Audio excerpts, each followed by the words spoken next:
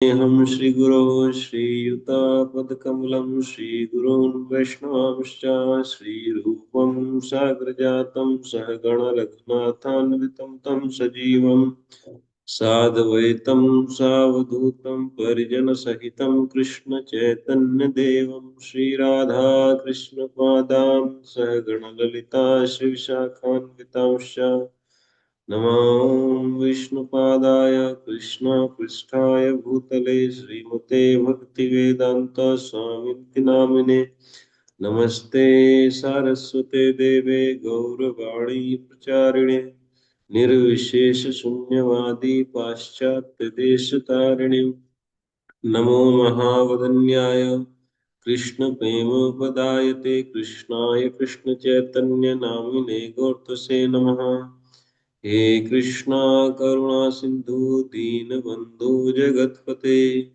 गोपेश गोपिका कांत श्री राधा कांत नमस्तुते जयतां सूरतौ मंगोर्मन्दामतिर्गति मत्सर्वस्व पदाम्भोजौ श्री राधा मदन मोहनो तप्त कांचन गौरांगी राधे वृंदावनेश्वरी वृषभानुसुते देवी प्रणमामि हरिप्रिये वाञ्छाकल्पतरुभ्यश्च कृपा सिन्धुभ्य एव च पतितानां पावनेभ्यो वैष्णवेभ्यो नमो नमः।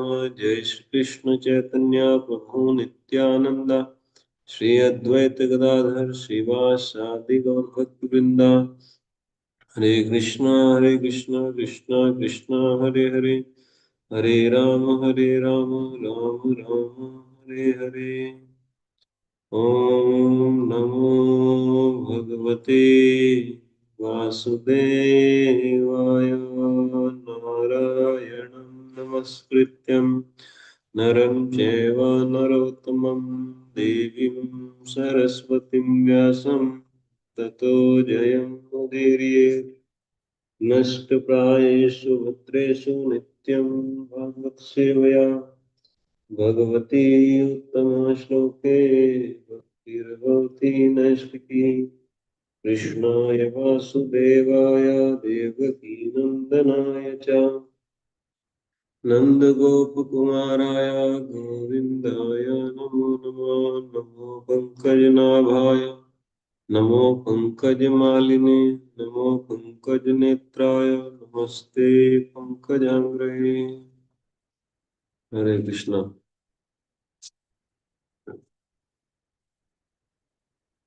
तो हम लोग पढ़ रहे हैं श्रीमद् भागवतम दसम स्कंद 31वां अध्याय गोपी गीत का दूसरा श्लोक।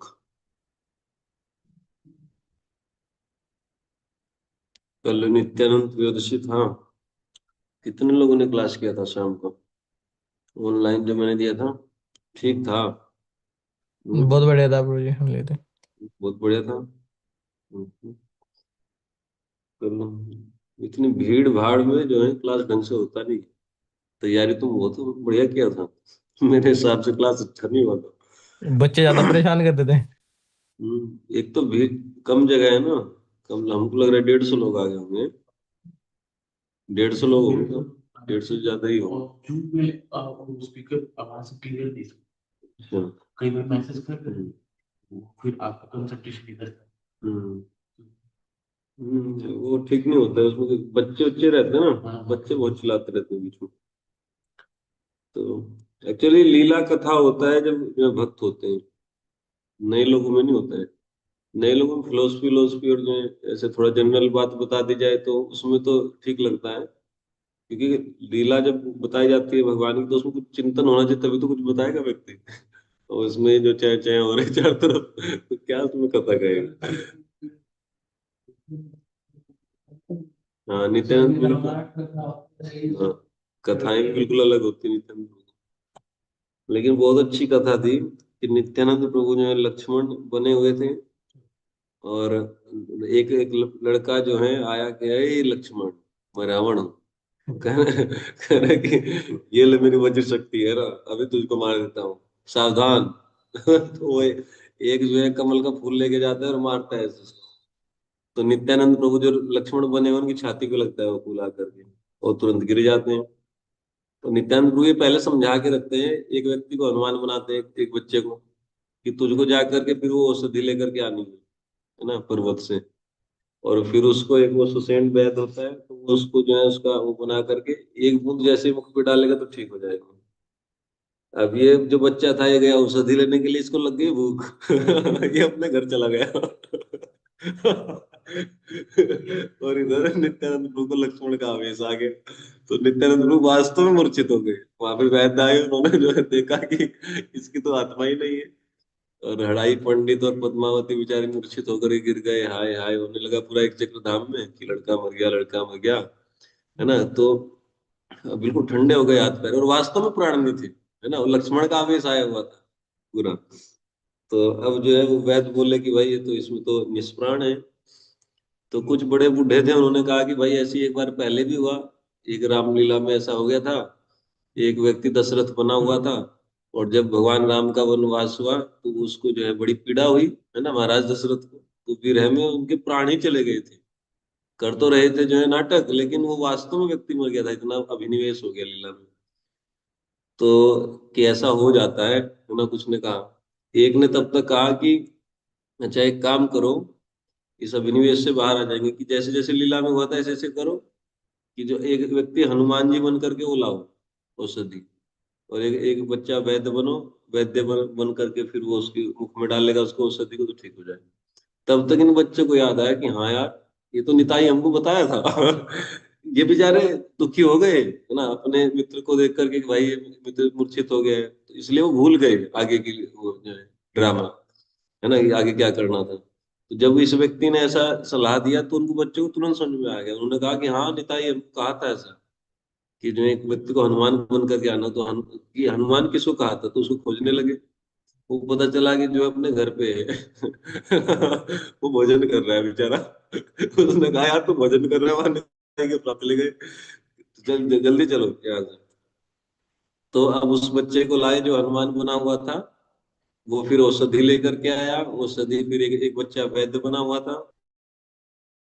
तो उस वैद्य बने हुए बच्चे ने वो नित्यानंद प्रभु के मुख में जो है औषधि डाली। तब लक्ष्मण के जो है प्राण वापस आए। तो ये बहुत सुंदर कथा थी। बहुत नित्यानंद प्रभु का यही प्रसिद्ध था कि वो जो बाल्यकाल में, उसमें लिखा है, मैं कल पढ़ा था ना चैतन्य भागवत में, कि वो दूसरा कोई लीला नहीं जानते थे, तो ये दूसरा कोई खेल नहीं जानते थे। उससे ये कल बात आई थी। शिशु गण संगे नित्यानंद क्रीड़ा करे, श्री कृष्णेरा कार्य बिना आर नहीं स्फुरे। बच्चों के साथ जो है खेल खेलते थे, और श्री कृष्ण की लीलाओं के अतिरिक्त अन्य कोई खेल उनको आता ही नहीं। केवल जो श्री कृष्ण की लीलाओं में ही अभिनिवेश रहता था, है ना। बहुत बहुत लीला, कभी बकासुर को मारते थे, कभी अघासुर को, कभी गोवर्धन धारण की लीला, कभी गोपी वस्त्र हरण, इस तरीके से, हाँ। एक बार जो है उन्होंने मधुपुरी बना दी बच्चों ने। जो पुआल होता है उसका, धान का, है ना, तो उसके वो बना के गट्ठर बना बना करके, तो एक वो बना, उसका निर्माण किया, किला बना दिया एक, तो मधुपुरी हो गया। अब वहां पर जो है नित्यानंद प्रभु एक लड़के को और साथ लेकर के चले, तो ये कृष्ण बलराम हो गए। ये बलराम बने हैं नित्यानंद प्रभु, एक लड़के को और अपने साथ ले लिया, बोले कृष्ण। तो एक छोटा सा बच्चा उधर से आता है, माली बन करके, है ना, तो वो माला पहनाता है नित्यानंद प्रभु को, तो बड़े खुश होते हैं। ऐसा ही होता है ना मथुरा में जब जाते हैं। फिर आगे जाकर के एक छोटा बच्चा जो है ऐसे झुक करके आता है, पूजा बन करके। तो वो जो है वो मिट्टी का वो बना रखा है उसने, चंदन, है ना, तालाब के पानी में मिट्टी घोल करके, तो वो फिर जो है इनको चंदन लगाता है ऐसे, तो उससे चंदन शिकार करता है। आगे आगे जाकर एक छोटा बच्चा जो है धोबी बना होता है, तो उससे बोलते हैं एक कपड़ा से धोबी। उसने उसने मना कर दिया कि महाराज कंस के लिए है, तुम अपनी शक्ल देखे हो कभी, कपड़ा हमसे मांग रहे हो। तो नित्यानंद प्रभु ने नित्यानंद प्रभु ही कृष्ण बने हुए हैं, एक मारा तमाचा खींच करके। वो बालक मर गया वहीं गिर करके, है ना, मतलब धोबी मर गया। फिर आगे गए, आगे एक बालक जो है दो लकड़ी लेकर के ऐसे दांत पे लगा करके, और जो चिल्ला ऐसे करके कोलिया पिड़ाती। तो उसके दोनों लकड़ी वो छीन करके और उसको मारे। तो कुआलिया पीड़ को मारे। आगे जाकर के फिर तीन चार बालक ने चाणूर मुष्टिक तल, क्या था, सल सल है ना, वो चार पहलवान बन करके आए, तो कृष्ण बलराम ने उनको मारा। ऐसी ऐसी लीलाएं चलती रहती हैं। कभी जो है वामन देव बन के जो है बलि महाराज के सिर पे पैर रखते थे। तो सब लोग सोचते थे कि ये कहाँ से सीखा है। सभे भले नाही देखी है ना मत खेला, कि आज तक हमने ऐसा खेल देखा ही नहीं बच्चों का। भाई कभी कभार का ड्रामा ठीक होता है कि दिन भर इसी में लगा रहता है। हाँ। के मने जानीला शिशु एत कृष्ण लीला। ये नहीं समझ में आती है बात कि ये शिशु जो है कृष्ण लीला जानता कैसे है। ना इसको किसी ने पढ़ाई है, ना कहीं जो टेलीविजन देखा है इसने, उसको तो टेलीविजन था ही नहीं। है ना। ना छोटा बालक है, सब तो पढ़ना चालू भी नहीं किया ठीक से। तो ये जानता कैसे है? इतना उनको अभिनिवेश रहता है ना। तो ये सब हम बता रहे थे। तो 12 वर्षों तक नित्यानंद प्रभु जो है अपने एक चक्र धाम में रहे। उसके बाद अच्छा, एक और एक दिन क्या हुआ, जो है इधर चैतन्य महाप्रभु का जन्म हो गया था। कहाँ पर? नदिया में। हम्म। चैतन्य महाप्रभु का जन्म हो गया नदिया में। तो जिस दिन जन्म हुआ, उस दिन जो नित्यानंद प्रभु हैं, उन्होंने एक हुंकार की ना, जे दिने जन्मिला नवद्वीपे गौरचंद्र, राढ़े था कि हुंकार करीला नित्यानंद। जिस दिन नवद्वीप में गौरचंद्र का जन्म हुआ, उस दिन राढ़ देश में, राढ़ देश मतलब उस स्थान को बोला जाता है, एक चक्रधाम जिधर है राढ़े। ये कुछ हमको लगता है कि 100 किलोमीटर से भी ज्यादा है नवद्वीप से एक चक्रधाम। गया है कोई? 100 किलोमीटर से तो ज्यादा होगा। काफी टाइम लगता है जाने में। बड़ा सुंदर स्थान है। हमको तो मायापुर से भी अच्छा लगता है। वो शांत है, मायापुर में तो भीड़ बहुत ज्यादा है। एक चक्रधाम में भीड़ नहीं है, और इस्कॉन का बहुत सुंदर मंदिर है। और वहां पे पुराने पुराने मंदिर भी हैं। एक जगन्नाथ जी का मंदिर है बड़ा पुराना। तो जे दिने जन्मिला नवद्वीपे गौरचंद्र, राढ़े था कि हुंकार करीला नित्यानंद। राढ़ देश में जो स्थित हैं नित्यानंद प्रभु, उन्होंने हुंकार की, है ना, गौरांगा, ऐसे खूब तेज से, जैसे बादल गरजता है। अच्छा एक चीज समझनी चाहिए, देखो इससे आइडिया लग जाएगा। नित्यानंद प्रभु का जन्म हुआ है एक चक्र धाम में, है ना, और नवद्वीप में हुआ है गौरांग महाप्रभु का जन्म। तो 12 साल वो एक चक्र धाम में रहे, फिर 20 साल तीर्थ यात्रा भ्रमण की। उसके बाद फिर जो है चैतन्य महाप्रभु से मिले। तो 32 साल से ज्यादा उम्र थी जब चैतन्य महाप्रभु से भेंट हुई। ठीक है, आई बात समझ? तो नवद्वीप में मिले थे। फिर चैतन्य महाप्रभु संन्यास लिए। समझ गए? तो यानी कि 24 साल के बाद संन्यास हुआ है चैतन्य महाप्रभु का।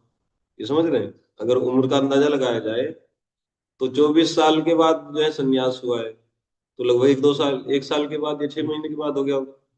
तो 24 साल, और उधर ये 32 साल के थे उस समय पे। तो 32 में से 24 घटाओ, है? 32 में से 24, 8 साल। हाँ भाई, 8-9 साल की छोट बुढ़ाई है ना। भगवान श्री चैतन्य महाप्रभु में और नित्यानंद लीला में, है ना। वैसे दोनों एक ही है, मिलते हैं। तो 8-10 साल छुप गए।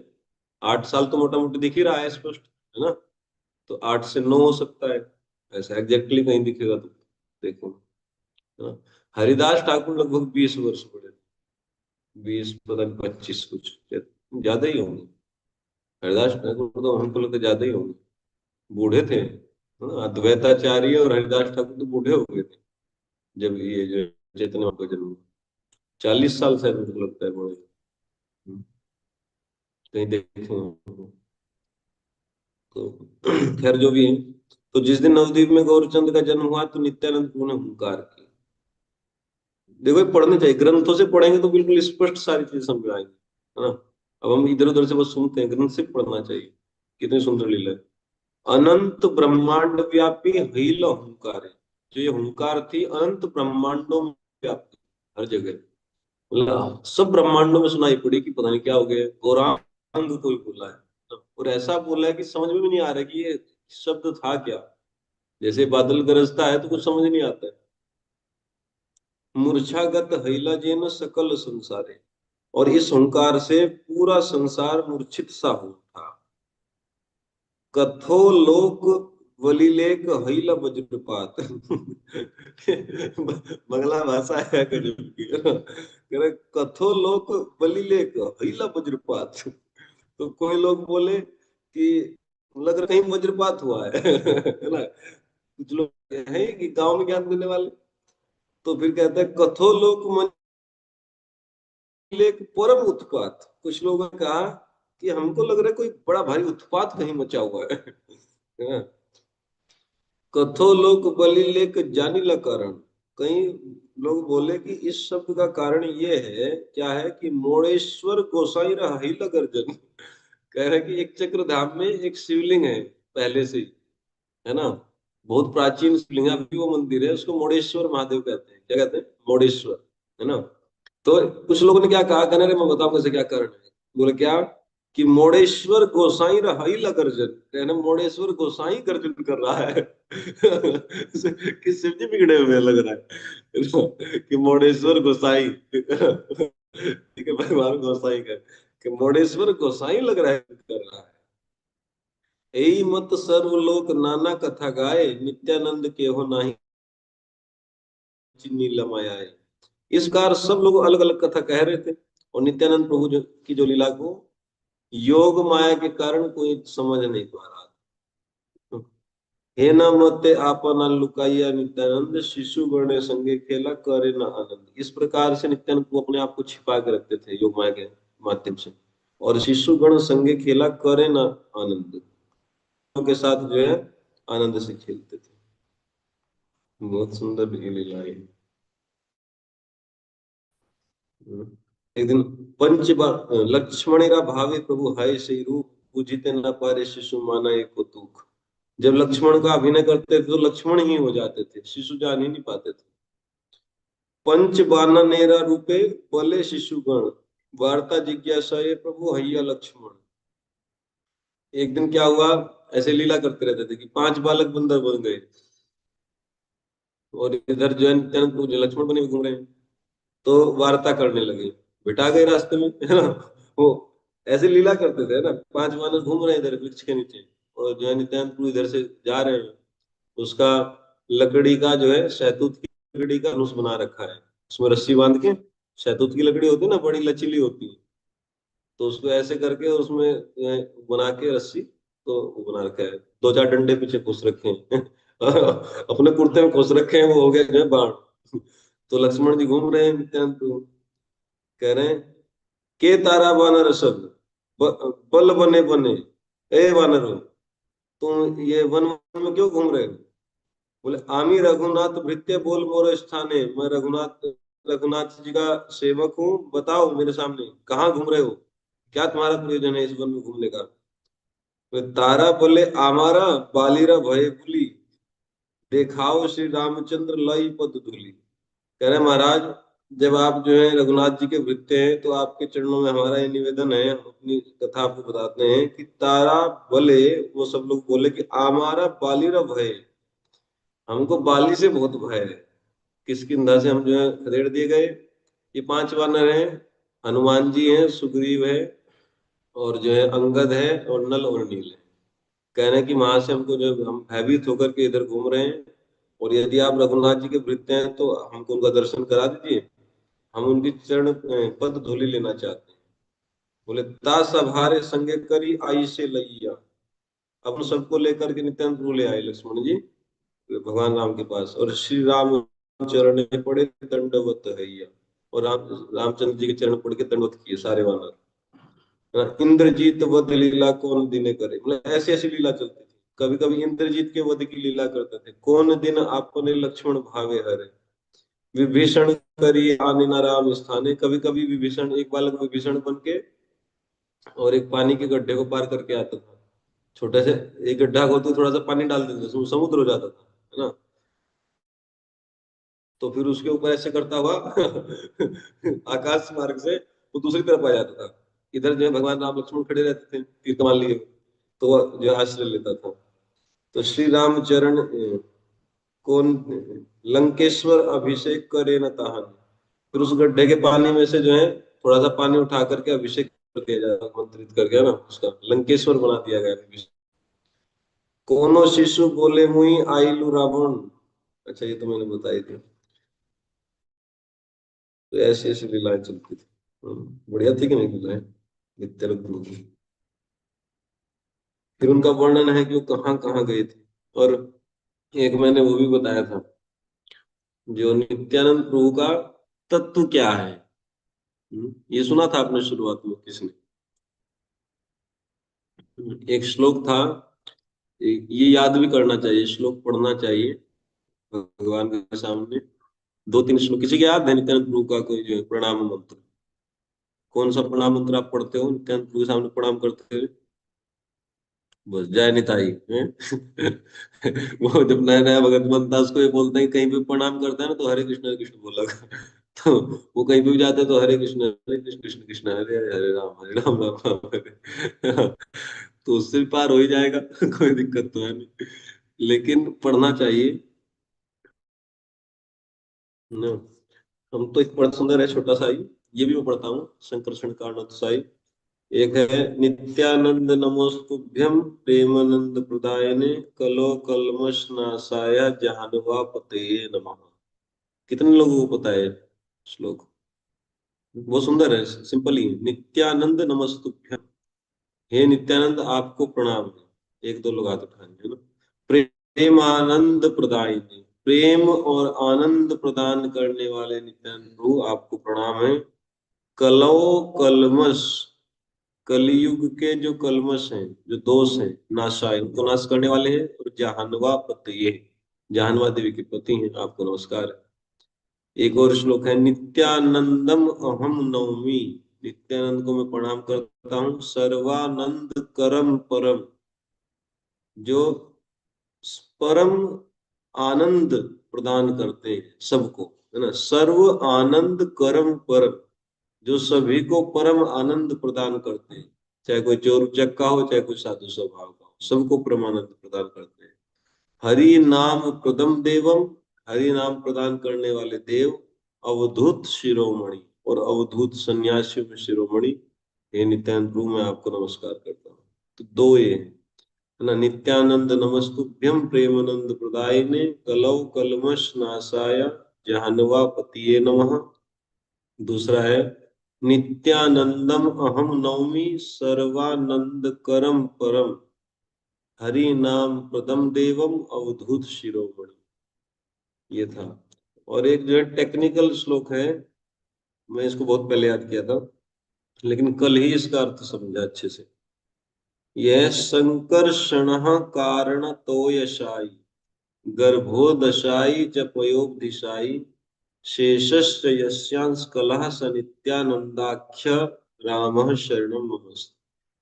इसको वैसे ही पढ़ते हैं जैसे भागवतम में श्लोक पढ़ते हैं, संकर्षण कारण तो यशाई, गर्भोदशाई च पयोधिशाई, शेषश्च यस्यांश कला स नित्या नंदाख्य रामः शरणं ममस्तु।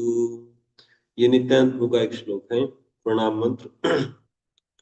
तो इसमें मैंने कल बताया था आपको, बहुत सुंदर बात निकली कि जो वृंदावन दास ठाकुर है, देखिए तीन ग्रंथ चैतन्य लीला के बहुत प्रसिद्ध हैं। वैसे तो बहुत ग्रंथ लिखे गए हैं, कितने कितने ग्रंथ हैं बंगला में। एक तो है चैतन्य चरितामृत, ठीक है ना। एक है चैतन्य भागवत, ठीक। और एक है चैतन्य भागवत, चैतन्य चरितामृत और चैतन्य मंगल, है ना। इसको ऐसे ले, चैतन्य भागवत, चैतन्य चरितामृत और चैतन्य मंगल, तीन तो बहुत फेमस है। और भी बहुत ग्रंथ हैं। तो चैतन्य भागवत में ऐश्वर्य प्रधान ग्रंथ है ना। ऐश्वर्य बहुत है भगवान का। है ना, भगवान ने ये किया, भगवान ने वो किया, ऐश्वर्य, समझ गए।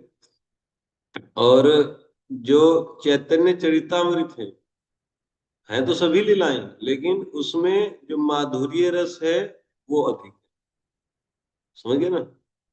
ऐश्वर्य में जो माधुर्य रस है ना, ये इसमें चैतन्य भागवत में आपका ऐश्वर्य, और चैतन्य चरितामृत में माधुर्य, है ना। यही बताया था ना मैंने, एक बार पहले बताया था आपको, माधुर्य रस। चैतन्य मंगल में श्रृंगार रस है ना। माधुर्य रस के अंतर्गत भी जो है श्रृंगार रस का विप्रलंबा भाव, है ना, विप्रलंबा भाव में श्रृंगार। चैतन्य मंगल को बहुत ऊंचा ग्रंथ माना जाता है, और वो सबसे सिंपल लैंग्वेज में है। हाँ, चैतन्य चरितमृत बड़ी कठिन है, चैतन्य भागवत आसान है।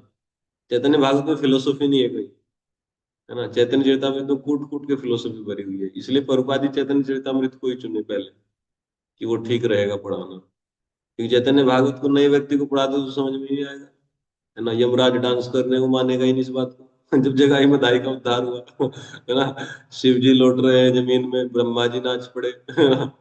शिव जी जटा जुट खोल करके लगे जो है नृत्य करने, सब देखे किसको क्या हो गया, कहना जगाई मधाई का उद्धार कर दिया गोराक ने। ना, तो अब इन बात पे कोई विश्वास करेगा? तो इसलिए चैतन्य भागवत जो है ये पढ़ाए नहीं प्रभुपाद जी। चैतन्य चरितमृत पढ़ाई जिसमें फिलोसफी बहुत थी। तो खैर, तो इसमें मैं बता रहा था कि ये जो श्लोक आया जो हमने बताया आपको भी, नित्यानंद प्रभु का वो जो प्रणाम मंत्र, एक तरीके से इसको कह दीजिए, हम्म, संकर्षण कारण तो यशाई, ये चैतन्य चरितमृत का श्लोक है ना। कि ये क्या नाम है? कृष्णदास कविराज गोस्वामी उसको लिखे, है ना। तो ये वृंदावन दास ठाकुर है कौन, पहले ये तो समझिए, है ना। वृंदावन दास ठाकुर एक लड़की थी नारायणी, है ना। एक्चुअल में जो हम लोग पंचतत्व का मंत्र पढ़ते हैं ना, पंचतत्व के मंत्र में क्या क्या, पांच लोग कौन कौन है? जय श्री कृष्ण चैतन्य प्रभु नित्यानंदा, श्री अद्वैत गदाधर श्रीवास आदि गौर भक्त वृंद। श्रीवास आदि नहीं होता है ना। ठीक है, अच्छा, ये जो हम जो उच्चारण करते हैं, जो श्लोक होते हैं मंगलाचरण के, इनको भी ठीक से पढ़ना चाहिए, है ना। इनको भी ठीक से ना पढ़ने के कारण कभी इनका अर्थ जो है वो पूरे स्फुटित होता ही नहीं है एकदम, है ना। वो बस ऐसे ही एक रट्टा मार लिया उसको बोलते रहते हैं। जैसे ओम अज्ञान तिमिर ऐसे बोलते हैं, ओम अज्ञान तिमिर अंधस्य, अज्ञान के तिमिर, अंधकार से अंधे हुए मुझे, न ज्ञान अंजन शलाकया, ज्ञान की अंजन को, ज्ञान के अंजन को शलाका से लगा करके, है ना, चक्षुर उन्मिलितम, चक्षु को खोलने वाले, है ना, तस्मय श्री गुरुवे नमः, ऐसे गुरु को मैं प्रणाम करता हूँ। जो कितना सुंदर है ना। अगर ठीक से पढ़ा जाए तो कितना अच्छा अर्थ निकलता है इसका। तो 50-50 मंगलाचरण करने की जरूरत नहीं है, एक श्लोक से ही काम बन जाए, है ना। तो इस तरीके से उसको ठीक से पढ़ना चाहिए, ऐसे ही जैसे प्रभुपाद जी का प्रणाम मंत्र है, नमः ओम विष्णुपादाय कृष्ण प्रेष्ठाय भूतले, है ना। विष्णु पादाय मतलब भगवान विष्णु के चरण कमल में हमेशा वास करने वाले श्री कृष्ण, है ना। नमः ओम विष्णु पादाय कृष्ण पृष्ठाय, कृष्ण पृष्ठाय भूतले, श्री कृष्ण के जस का गुणगान करने वाले पूरे भूतल पर, है ना। श्रीमते भक्ति वेदांत, श्रीमत मतलब भक्तिमान, है ना। श्री मतलब सुंदर नहीं है, धन नहीं है ना। भक्तों के लिए जब श्रीमान शब्द आता है, श्रीमते मतलब जो है ना, श्रीमान शब्द होता है ना, श्रीमान का मतलब धनवान भी होता है, श्रीमान का मतलब सुंदर भी होता है। लेकिन जब भक्त के लिए कोई श्रीमान शब्द आता है, जैसे होता है ना श्रीमान फलाना दास, है ना, सब बताते हैं, तो श्रीमान का मतलब ऐसा नहीं होता है जैसे संसारी लोग समझते हैं, श्रीमान मतलब सुंदर या वो धनी यशस्वी। श्रीमान का मतलब भक्तिमान, भक्ति उसका धन है। श्रीमते भक्ति वेदांत, भक्ति और वेद के अंत मतलब कंक्लूजन को जानने वाला, उसको कहते हैं भक्ति वेदांत। अंत के दो अर्थ होते हैं, एक तो फिनिश, काम खत्म, है ना, और एक होता है कंक्लूजन। तो प्रभुपाद जी भक्ति और वेद को नष्ट करने के तो लिए आए नहीं थे, है ना, तो वो वाला अर्थ तो लेना नहीं है। अंत मतलब कंक्लूजन को जानने वाले, है ना, सार को ग्रहण किए हुए भक्ति वेदांत। आगे क्या है? श्रीमते भक्ति वेदांत स्वामीन इति नामी, ना, स्वामी इति मतलब इस प्रकार, ये उनका नाम है, भक्ति वेदांत स्वामी इति, है ना, इस प्रकार जो इनका नाम है, नाम इन्हें। आपको नमस्कार करते हैं फिर। नमस्ते। नमस्ते तो सारस्वते देवी। नमस्ते सारस्वते देवी। सारस्वते इसको देवी। सरस्वती देवी पढ़ते हैं बहुत सारे लोग। वो सरस्वती नहीं है, वो सरस्वती ठाकुर के शिष्य होने के चलते उनको सारस्वते देव, ना, हे देव, ना, देवताओं के समान गुण रखने वाले सरस्वती के शिष्य, है ना, सरस्वती ठाकुर, भक्ति सिद्धांत सरस्वती ठाकुर के शिष्य। नमस्ते सारस्वती, सरस्वती नहीं, या सरस्वती नहीं है। नमस्ते सारस्वते देवे गौरवाणी प्रचारिणी। तो ठीक है, बात है ना। आगे गौरवाणी प्रचारिणी। कैसे? निर्विशेष शून्यवादी। निर्निशेष शून्यवादी। निर्विशेष शून्यवादी पाश्चात्य देश कारिणी। निर्विशेष और शून्यवाद जिसमें जो है भरा हुआ है, ऐसे पाश्चात्य देशों का उद्धार करने वाले। भारत वालों का भी उद्धार किए हैं, लेकिन एक जो प्रमुख कार्य है उसको उठाया जाएगा, है ना। भाई किसी व्यक्ति को का संबोधन किया जाता है तो जो सबसे विशेष कार्य वो अपने जीवन काल में करता है, तो उसको रख करके उसकी प्रशंसा होती है। और वो तो बहुत बहुत काम करते ही रहते हैं बड़े लोग, है ना। तो सबसे बड़ा एक विशेष कार्य वो किए हैं जो कभी कोई नहीं कर पाया, कि निर्विशेष और शून्यवाद का बाहुल्य जहां पर था, ऐसे पाश्चात्य देश का उद्धार किया। निर्विशेष समझते हो? इम्पर्सनलिज्म, है ना, कि भगवान होते ही नहीं, या भगवान निराकार है। शून्यवाद मतलब ये बुद्धिस्ट फिलोसफी, है ना, आत्मा ही नहीं, वो आत्मा को ही खा जाता है, ठीक है। निर्विशेषवाद में तो आत्मा और शरीर का अंतर समझ में आता है, लेकिन ईश्वर जो है निर्विकार, वो है निराकार, ठीक है, बस ध्यान लगाओ। और इसमें शून्यवाद में तो शून्य ही है सब मामला, आत्मा और शरीर में भी ज्यादा भेद नहीं है। वो कॉन्शियसनेस है, ये भी जो खत्म हो जाएगी मृत्यु के समय। कॉन्शियसनेस डेवलप होता है एक पर्टिकुलर टाइम पे जाकर के शरीर में, और फिर समय आने, मृत्यु आने पे वो जो है इसमें लीन हो जाते हैं।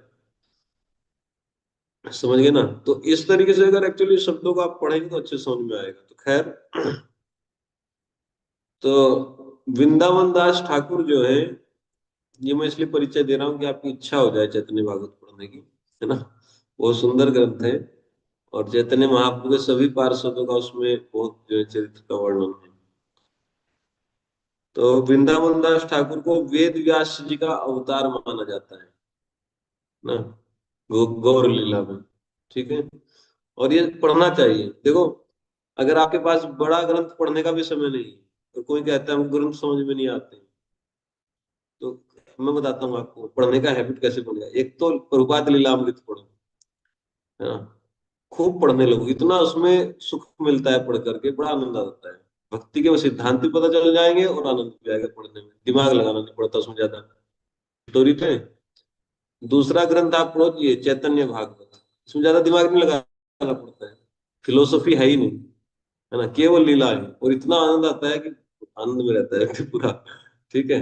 और अगर डिटेल में भी नहीं पढ़ना चाहते हैं, तो एक पूर्ण प्रज्ञ प्रभु का जो है ग्रंथ आता है इस्कॉन में, है ना, वो कंडेंस होता है चैतन्य भागवत का, उसको पढ़ेंगे तो आनंद आ जाएगा। हम उसको 2013 में शायद पढ़े थे, इतना पढ़े उसको शायद 2-3 दिन में खत्म कर दिए। हाँ, इतना बढ़िया लगता था चैतन्य महाप्रभु की लीलाएं उसमें। तो यहाँ देखिए, तो वेद व्यास जी के अवतार हैं वृंदावन दास ठाकुर। वृंदावन दास ठाकुर हैं कौन? एक वैदिक पंडित थे, उनका नाम था श्री जलधर। क्या नाम था? जलधर। तो जलधर कहीं बाहर रहते थे, श्रीहट्ट में निवास करते थे, वहां से वो आकर के नवद्वीप में रहने लगे श्री जलधर पंडित। तो श्री जलधर पंडित के 5 पुत्र थे, है ना। एक का नाम था नलिन, एक का श्रीवास, एक का श्री राम, एक का श्रीपति और एक का श्रीनिधि। तो चार तो श्री श्री वाले हैं और एक नलिन, है ना। नलिन, श्रीवास, श्रीपति, श्री राम और श्रीनिधि, याद रहेगा, है ना। श्री जलधर पंडित के 5 पुत्र, नलिन, याद रखना चाहिए, संसार की बातें भी तो याद रखते हैं। फलाने की चाची का ब्याह वहां हुआ, उसकी नानी वहां की थी, ये सब उनकी जगह ही याद रखना चाहिए है ना। ये सब जो है घर गृहस्थी में लोग कितना कितना याद रखते हैं। कभी कभी वो हमको बताते हैं, किसी घर पे चले जाते हैं, वो जी हमारी बुआ की बेटी की, ननंद की, चाची की, फूफी की, ताई की पोती है, जो हमारे यहाँ शादी ब्याह ब्याह करके आए। तो हमको क्या पता है कहाँ से गए जो कनेक्शन निकालो। ठीक है, ऐसे ऐसे याद रख, देखो कितना याद रखते हैं ना, और बड़ा जो है इसमें हर्ष अनुभव करते हैं ना सुख का अनुभव करते हैं, ये सब बातें याद रखते हैं। तो भगवान के भक्तों का ऐसा जो है कुल का याद रखना चाहिए। देखो भागवत में भी भरा पड़ा है ना, कि उनके 4 बेटे थे, इसका वंशावली ये, इसकी ये, सुखदेव गोस्वामी ये तो सब सुना रहे हैं। तो जो भगवान के भक्त होते हैं, तो देखो कितनी बढ़िया बात है, अगर हमको पता चले कि भाई ये जो 4 भाई थे और 4 के 4 एक से एक। जैसे प्रहलाद महाराज 4 भाई थे, प्रहलाद, आह्लाद, ऐसे थे ना, सहलाद, ऐसे ऐसे कुछ 4 नाम है।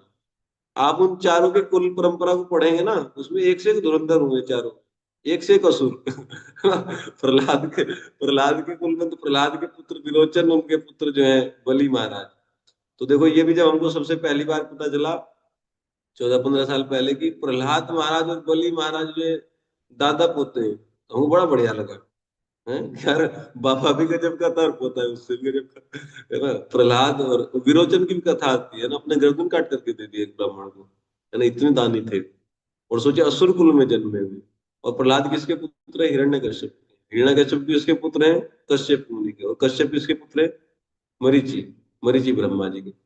देखो कितना कुल परंपरा कैसी गजब की है। ऐसे ही प्रियव्रत महाराज का जब वर्णन आता है, उत्तानुपाद प्रियव्रत महाराज, प्रियव्रत महाराज के कितने पुत्र हैं वो?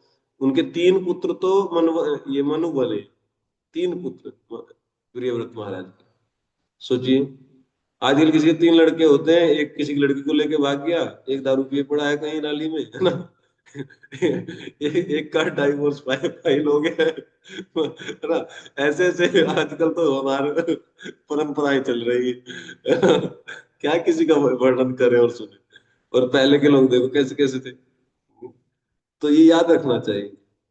तो श्री जलधर जो वैदिक पंडित थे, श्री हट्ट ग्राम में निवास करते थे, वो नवद्वीप में आकर के रहने लगे।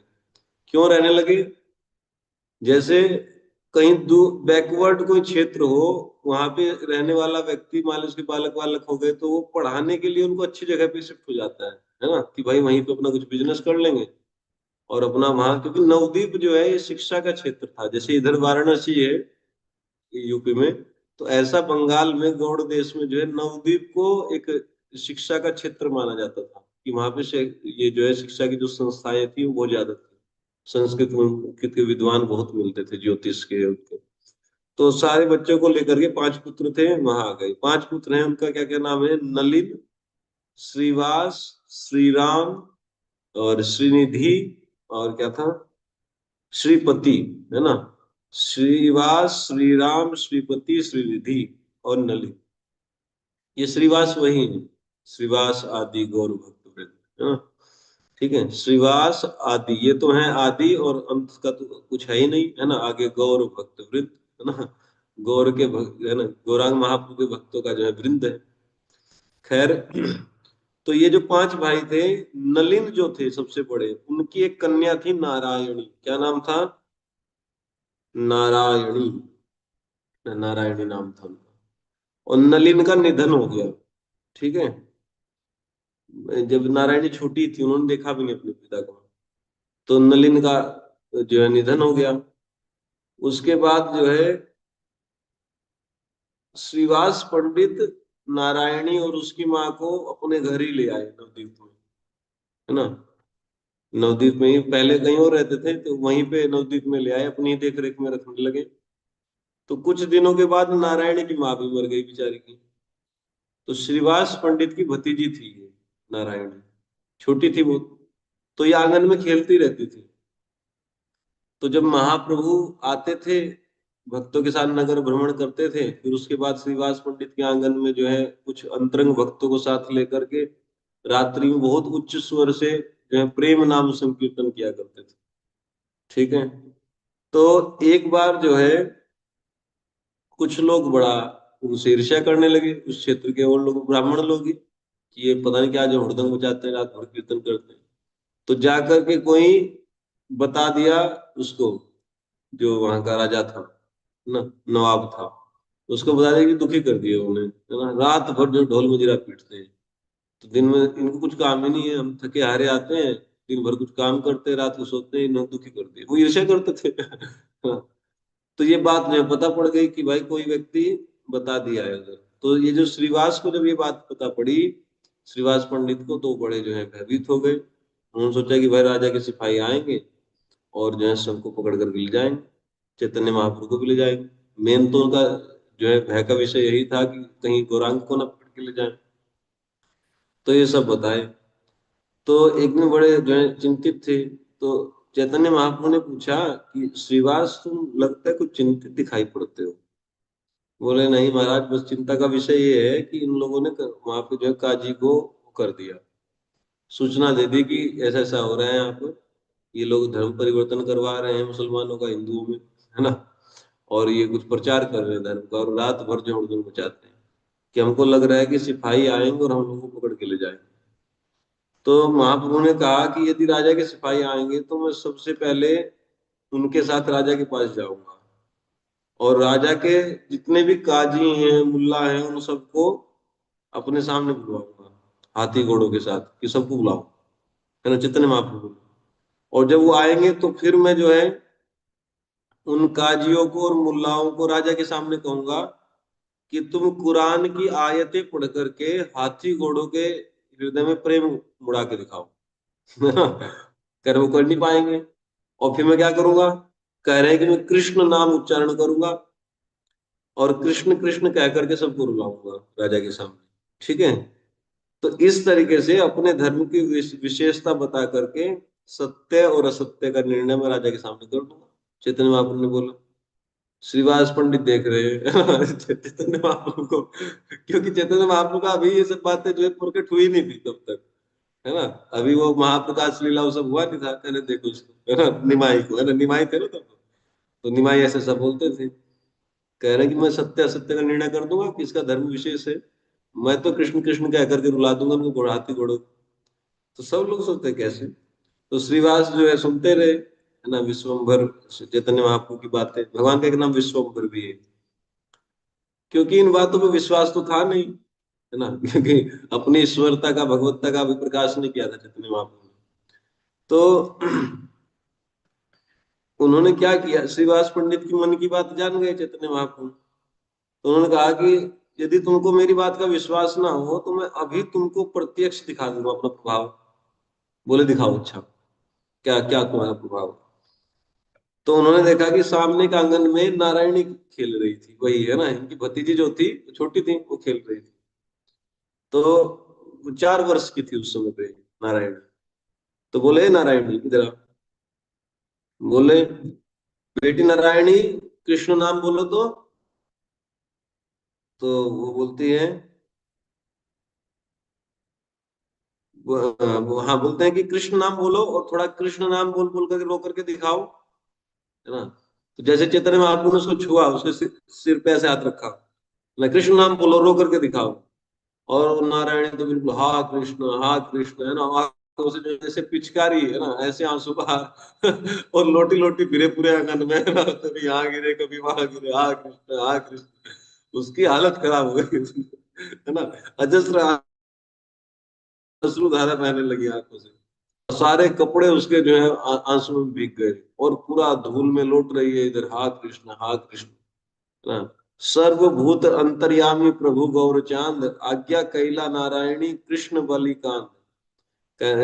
सर्वभूत अंतर्यामी प्रभु गौर चांद, आज्ञा कैला नारायणी कृष्ण बलिकांत।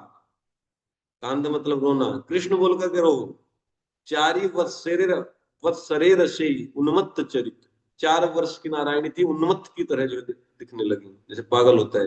हा कृष्ण बालिया, हा कृष्ण बलिया कांदे नाही संबित। अपने आप को संभाल नहीं पाई और हा कृष्ण कह करके गिर पड़ी। अंगवाही पड़े धारा पृथ्वी रे तले, है ना। वो जो है अश्रुधार ऐसे जो है पृथ्वी पर गिर रही है, परिपूर्ण हैला स्थल नया नेरा जले। पूरा श्रीवास आंगन जो है आंखों के अश्रुओं से जो है क्या हो गया, गीला हो गया पूरा आंगन। बताइए कितना रोई होगी वो, है ना। तो चैतन्य महाप्रभु के इस प्रभाव को देख करके तो ये क्या नाम, श्रीवास पंडित को यकीन आ गया, तो फिर बिल्कुल निश्चिंत रहे उस दिन के बाद। तो अब बाद में श्रीवास पंडित ने नारायणी का विवाह जो है एक ब्राह्मण के साथ कराया, उसका नाम था वैकुंठ दास। क्या नाम था? वैकुंठ दास। हमेशा के लिए याद कर लो। बताइए नारायणी के पिता का क्या नाम था? बताना कोई तुरंत, बिना नलिन देखे। नलिन नलिनी नलिन ठीक है। नलिनी हाँ, नलिनी नहीं, नलिन, है ना। 5 भाई हैं, नलिन, श्रीवास, श्रीराम, श्रीनिधि, श्रीपति। तो नलिन की बेटी है नारायणी, और नारायणी का विवाह कहाँ हुआ है? नारायणी की घटना पता चल गई। चैतन्य महाप्रभु ने अपना प्रभाव सबसे पहले दिखाया था, है ना, कि कैसे मैं कृष्ण नाम से रुला दूंगा हाथी घोड़ों को राजा के। तो ये एक जो है डेमो करके दिखाया वहीं पे, है ना, आंगन में। पूरा आंगन भीग गया अश्रुओं से उसके।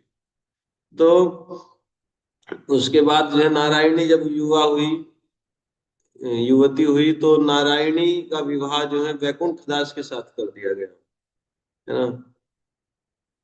और विवाह हुआ, नारायणी जो है गर्भवती हुई।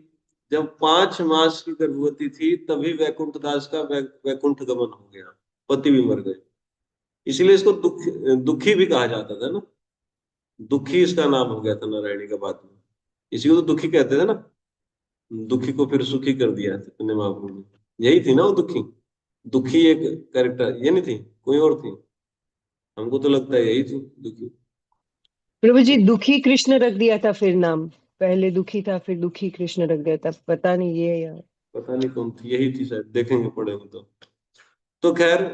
तो बेचारी के पिता भी मर गए थे, माँ भी मर गई, है ना। चाचा ने पाला, फिर जब विवाह किए तो पहले कम ही उम्र में विवाह हो जाता था, 14-15 साल की उम्र में। तो जब गर्भवती थी तभी 4-5 मास की गर्भवती थी, उसी समय दैव इच्छा से जो है वैकुंठ दास का भी वैकुंठ गमन हो गया, न वो भी चले गए। अब नारायणी जो है अनाथ है ना पति है ना पिता है, कोई नहीं।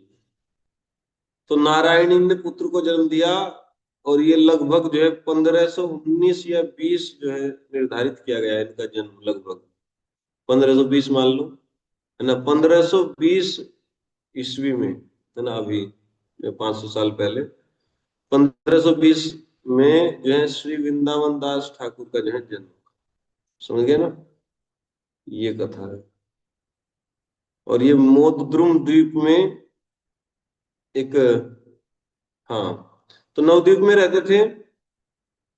और एक मोदद्रुम द्वीप है, उसमें चैतन्य महाप्रभु के एक भक्त हैं, वासुदेव दत्त। नाम सुने होंगे आप लोग, है ना। वासुदेव दत्त बड़े फेमस जो है चरित्र उनका माना जाता है। तो वासुदेव दत्त का एक स्थान था मोदद्रुम द्वीप में, अभी भी है ना। बहुत सुंदर स्थान है। तो वहां पर एक विग्रह की सेवा करते थे वासुदेव दत्त। तो फिर वो बाद में चले गए, चैतन्य महाप्रभु जब जगन्नाथपुरी चले गए तो सब लोग इधर उधर चले गए, नवद्वीप से मन नहीं लगता था। वो नवद्वीप में रह करके और ज्यादा याद आती थी, क्योंकि सब जगह घूमे थे चैतन्य निमाई के साथ। तो कुछ लोग इधर उधर चले गए, शायद वासुदेव दत्त जो है कहीं जगन्नाथपुरी की तरफ निकल गए। तो अब ये बेचारी जो नारायणी थी, इसका लड़का था वृंदावन दास। और वासुदेव दत्त का और जो है श्रीवास पंडित का बड़ा जो है अच्छी मित्रता थी आपस में, है ना। तो श्रीवास पंडित ने इस अपनी भतीजी को और उसके लड़के को, वृंदावन को, इनको जो है मोदद्रुम द्वीप में उस मंदिर की पूजा दिलवा दी।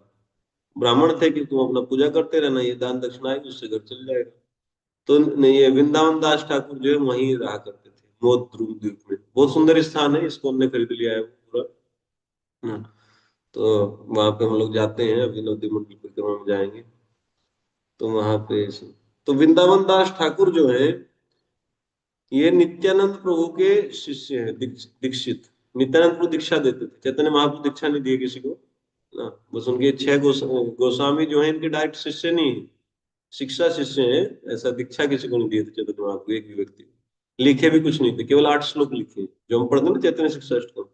चैतन्य महाप्रभु कुछ नहीं लिखे हैं, केवल 8 श्लोक जो उनकी रचना है, और किसी एक भी व्यक्ति को दीक्षा नहीं दी है कभी, है ना। और नित्यानंद प्रभु दीक्षा देते थे, तो नित्यानंद प्रभु के अंतिम शिष्य कौन है? वृंदावन दास ठाकुर। तो उन्हीं की प्रेरणा से उन्होंने चैतन्य चरित्र लिखा था, है ना। नित्यानंद प्रभु ने ही उनको बोला था कि जो है चैतन्य चरित्र का एक जो है ग्रंथ लिखो, बहुत प्रमाणिक ग्रंथ। तो वो लिखे थे उसको। तो खैर उसमें जो है, जो इसमें भी ऐसी आदि खंड, मध्य खंड और अंत्य खंड ऐसी 3 है। जैसे उसमें है आदि लीला, मध्य लीला और जो है क्या है, अंत्य लीला। इसमें खंड के नाम से ऐसे। तो ऐसे उसमें एक एक खंड में अध्याय है फिर, बहुत अच्छे से। तो उसमें भगवान को जो है प्रणाम करते हैं, लेकिन जैसे मंगलाचरण करते हैं ना, तो मंगलाचरण करते समय वृंदावन दास ठाकुर कहते हैं, इष्ट देव बंदो मोर नित्यानंद राय, इष्ट देव बंदो इष्ट देव बंदो मोर नित्यानंद राय, चैतन्य कीर्तन स्फुरे जहार कृपाए। मेरे इष्ट देव और दीक्षा गुरु हैं नित्यानंद राय, ठीक है। तो उनको मैं नमस्कार करता हूं, जिनकी कृपा से ही चैतन्य चरित्र का कीर्तन स्फुरित हो सकता है, ठीक है ना। देखो ये बड़ा टेक्निकल इसमें बताया गया है यहाँ पर, कि प्रार्थना कर रहे हैं, क्यों प्रार्थना कर रहे हैं? क्योंकि वैसे तो मेरे इष्ट देव भी हैं और गुरु भी हैं, है ना, नित्यानंद राय। लेकिन उनकी कृपा से ही चैतन्य चरित्र का सामर्थ्य किसी में कीर्तन करने का आ सकता है, वरना नहीं आ सकता। सहस्त्र बदन बंदो प्रभु बलराम, सहस्त्र बदन मतलब अनंत शेष, उनके 1000 मुख है ना, फण है 1000। उनको प्रणाम करता हूँ, प्रभु बलराम को प्रणाम करता हूँ, जहां सहस्त्र मुख कृष्ण जसो था, जिनके हजारों हजारों मुखों से कृष्ण का यशगान होता रहता है। देखो अनंत शेष ही सबसे ज्यादा भगवान कृष्ण का गुणगान करते हैं, ये बात प्रसिद्ध है भागवतम में भी, है ना। श्रीमद् भागवतम भी जो है मूल रूप से अनंत शेष ने ही बोली है चतुष्कुमारों को, है ना। अनंत शेष जो है अपने 1000 मुखों से अनादि काल से श्री कृष्ण का क्या कर रहे हैं? गुणगान कर रहे हैं। एक्चुअली उनके ऊपर ये भूमंडल थमा दिया भगवान ने। बोले कब तक करना पड़ेगा? कि तुम बस मेरा जो है गुणगान कर लो। नहीं, वो बोले कि एक तो थकान हो रही है बहुत, ये बड़ा भारी है, और दूसरा ये बताओ कि कब तक ही मुझे उठा के रखना है। कह रहे हैं कि दोनों का उपाय एक ही है, दोनों प्रश्नों का उत्तर। ये जो बाहर आपको दिखाई दे रहा है थकान हो रही है, तो आप जो है मेरा गुणगान करते रहो, मेरी कथाएं बोलते रहो, तो उससे थकान चली जाएगी। और जब कथाएं खत्म हो जाएगी, समझो आपका टेन्योर पूरा हो जाएगा, है ना। अब वो बेचारे अनादिकाल से लगे हुए रखा हुआ है ना, 1000 मुखों से लगाता है उन्होंने बांध रखी है कथाएं, लेकिन कथा नहीं पूरी होने में आ रही। तो अनंत शेष की जो कथाएं हैं, अनंत शेष जो कथाएं कहते हैं भगवान के विषय में, वो बड़ी प्रसिद्ध है ना। सब लोग जानते हैं इस बात को।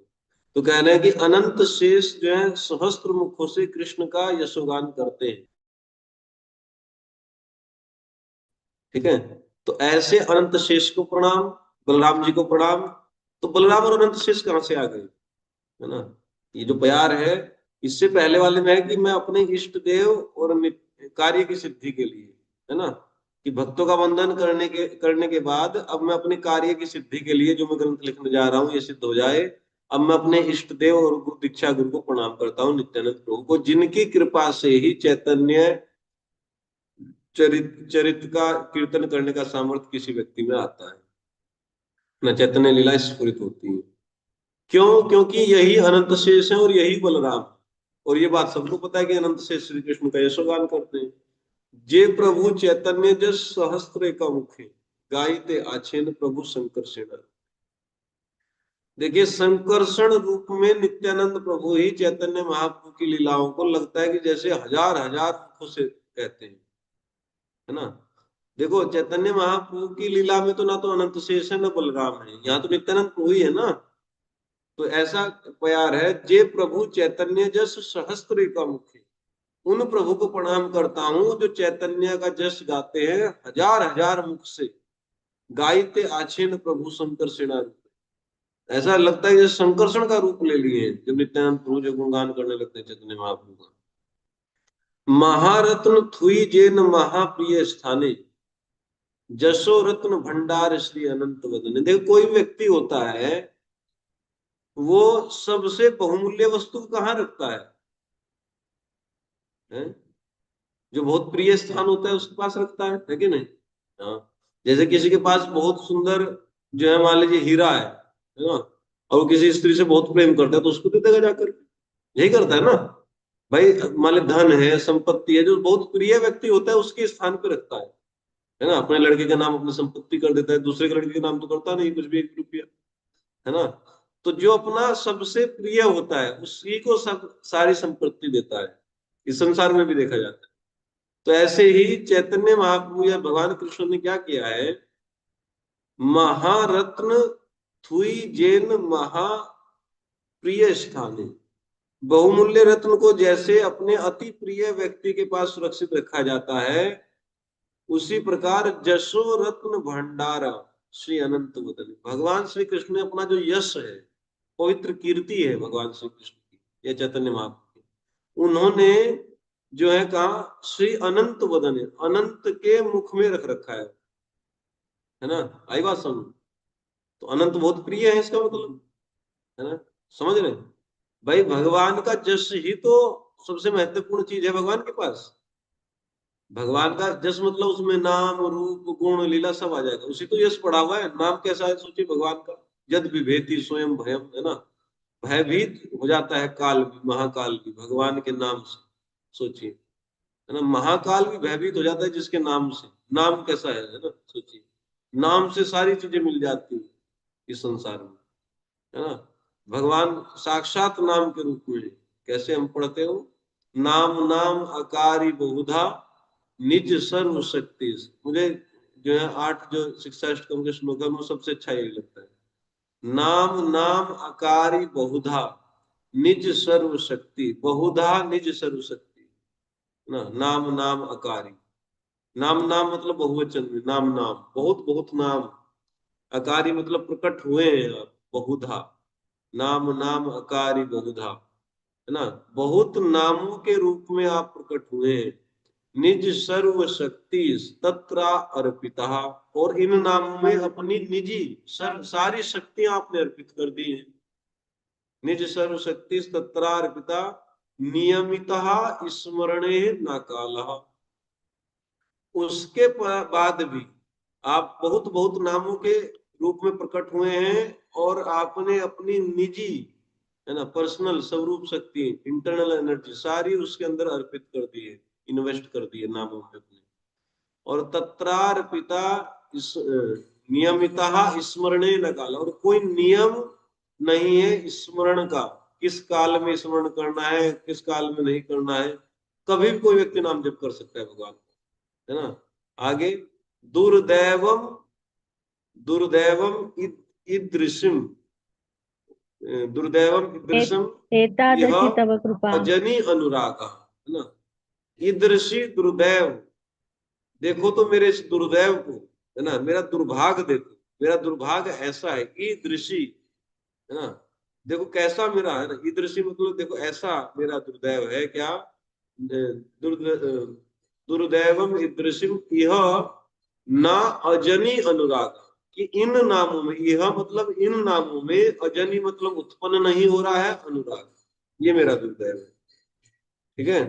देखो भगवान ने तो बहुत कृपा की, नाम नाम अकारी बहुधा निज सर्व शक्ति तत्रार पिता नियमिता स्मरणे न काल, और एतादृशी तव कृपा भगवन ममापि, ये था ना, एतादृशी तव कृपा भगवन ममापि। एतादृशी, इस प्रकार की आपकी कृपा है मेरे ऊपर, है ना। मम अपि, है ना, इस ऐसी आपकी कृपा हुई कि आप इतने इतने नामों के रूप में प्रकट हुए, सारी शक्तियां उसमें झोंक दिया आपने, उसके बाद भी कोई नियम भी नहीं रखा, इतने पावरफुल चीज को कैसे हैंडल करना है, कोई नियम नहीं, बस जैसे तैसे नाम जप। एतादृशी तव कृपा भगवन ममापि दुर्देवम ईदृशम इहा जनि ना अनुरागा। लेकिन ये तो आपकी कृपा हुई, और मेरा दुर्दैव देखिए कि ऐसे नामों में भी मेरा जो है अनुराग ना अजनी, अजनी मतलब उत्पन्न नहीं हुआ आज तक। तो ये होड़ लग गई भगवान की कृपा में और जो है जीव के दुर्दैव में। है ना, एक होड़ लगी, भगवान ने कृपा करने में कमी नहीं छोड़ी और इधर कह रहे हैं कि मेरा दुर्दैव भी देखो। तो भगवान की कृपा में और जीव के दुर्दैव में होड़ मची थी, लेकिन जीव का दुर्दैव ही जीत गया। भगवान की कृपा को हारना ही था, ठीक है ना। हमारा दुर्भाग्य ही जीत रहा है कि नहीं, है ना। भगवान तो कृपा करने में कोई कसर छोड़ ही नहीं रहे हैं। देखो हमारे गुरु महाराज बताते हैं कि नित्यानंद त्रयोदशी और जो है गौर पूर्णिमा, अगर 2 दिन कोई व्यक्ति ठीक से जो है व्रत कर ले कि दोबारा माँ के गर्भ में प्रवेश नहीं करता है ना। अगर जो अच्छे से व्रत व्रत का अनुष्ठान कर ले तो दोबारा माँ के गर्भ में प्रवेश नहीं करेगा, समझ गए ना। लेकिन कहाँ हम लोग करते हैं, है ना, इधर उधर की बातें सोचते रहते हैं। तो ये चीज समझना चाहिए कि कितना भगवान ने कृपा किया, और हमारा भी एक दुर्दैव गजब का है, भगवान की कृपा को हरा के मानता है बात। ठीक है ना। तो ये खैर, क्यों मैं इसको बता रहा था, बस 2-4 मिनट और, कि महारत्न जैसे कोई व्यक्ति महारत्न को अपने महाप्रिय स्थान पर रखता है, किसी बहुत प्रिय व्यक्ति को देता है, तो वैसे ही भगवान श्री कृष्ण का जो यश है वही सबसे बड़ा रत्न है भगवान के पास। मैं बता रहा था कि नाम का देखो कैसा प्रभाव है भगवान, ऐसे ही रूप, उनका गुण, उनकी लीलाएं, तो ये सब मिला के हुआ उनका जस, है ना। तो जस जो है यही महारत्न है भगवान कृष्ण के पास। कृष्ण के भंडार में सबसे बड़ा रत्न क्या है, नाम, या नाम या उनका यश। तो ये किसके मुख में रख दिया उन्होंने, जा करके अनंत शेष के मुख में रख रखा है, यानी कि अनंत शेष महाप्रिय हुआ कि नहीं, है ना, सबसे अधिक प्रिय हुआ। अतएव आगे बलरामेरा स्तवन, इसलिए मैं आगे बलराम जी का स्तुति करूंगा, क्योंकि बलराम जी के मुख में या अनंत शेष के मुख में या नित्यानंद के मुख में ही ये सब क्या रखा है, ये महारत्न रखा हुआ है भगवान के यशोगान। करीले से मुखे स्फुरे चैतन्य कीर्तन, जिनके मुख से चैतन्य कीर्तन का स्फुरना होगी। सहस्त्रेक फणाधर प्रभु बलराम, जतेक करिए प्रभु सकल उद्याम, है ना। ये सब बातें हैं आगे। आगे कहते हैं कि ताहार चरित्र, हाँ, तत्तो अधिक चैतन्य प्रिय नाही आर, नित्यानंद से अधिक प्रिय चैतन्य महाप्रभु कोई भी नहीं। निरअवधि से ही देह करे न विहार, निरंतर भगवान चैतन्य महाप्रभु नित्यानंद प्रभु की देह में विहार करते हैं। मतलब कहने का यह है कि अपनी लीलाओं के से संबंधित कार्य उनसे कराते रहते हैं उस देह से। चैतन्य महाप्रभु नित्यानंद प्रभु है, दोनों में अंतर नहीं है, कृष्ण बलराम में अंतर नहीं है ना, एक ही व्यक्ति है, बस उनका रंग का भेद है थोड़ा सा, भाई भाई के रूप में आते हैं। तो चैतन्य महाप्रभु नित्यानंद प्रभु की के माध्यम से अपनी अनेक अनेक लीलाओं की जो है व्यवस्था करते रहते हैं, समझ गए ना। तो कहते तहार चरित्र जेबा जने सुने गाए, जिनका चरित्र जो है नित्यानंद प्रभु का चरित्र जो व्यक्ति सुनता है और गाता है, ताहार चरित्र जेबा जने सुने गाए, श्री कृष्ण चैतन्य तारे परम सहाय। देखो पढ़ना चाहिए ना, ये बहुत सुंदर ट्यून में गाई जाती है, हमको तो गाना नहीं आता है, आप लोग गा सकते हैं, गा करके और भी अच्छा लगता है, हम भी थोड़ा थोड़ा गा करते हैं।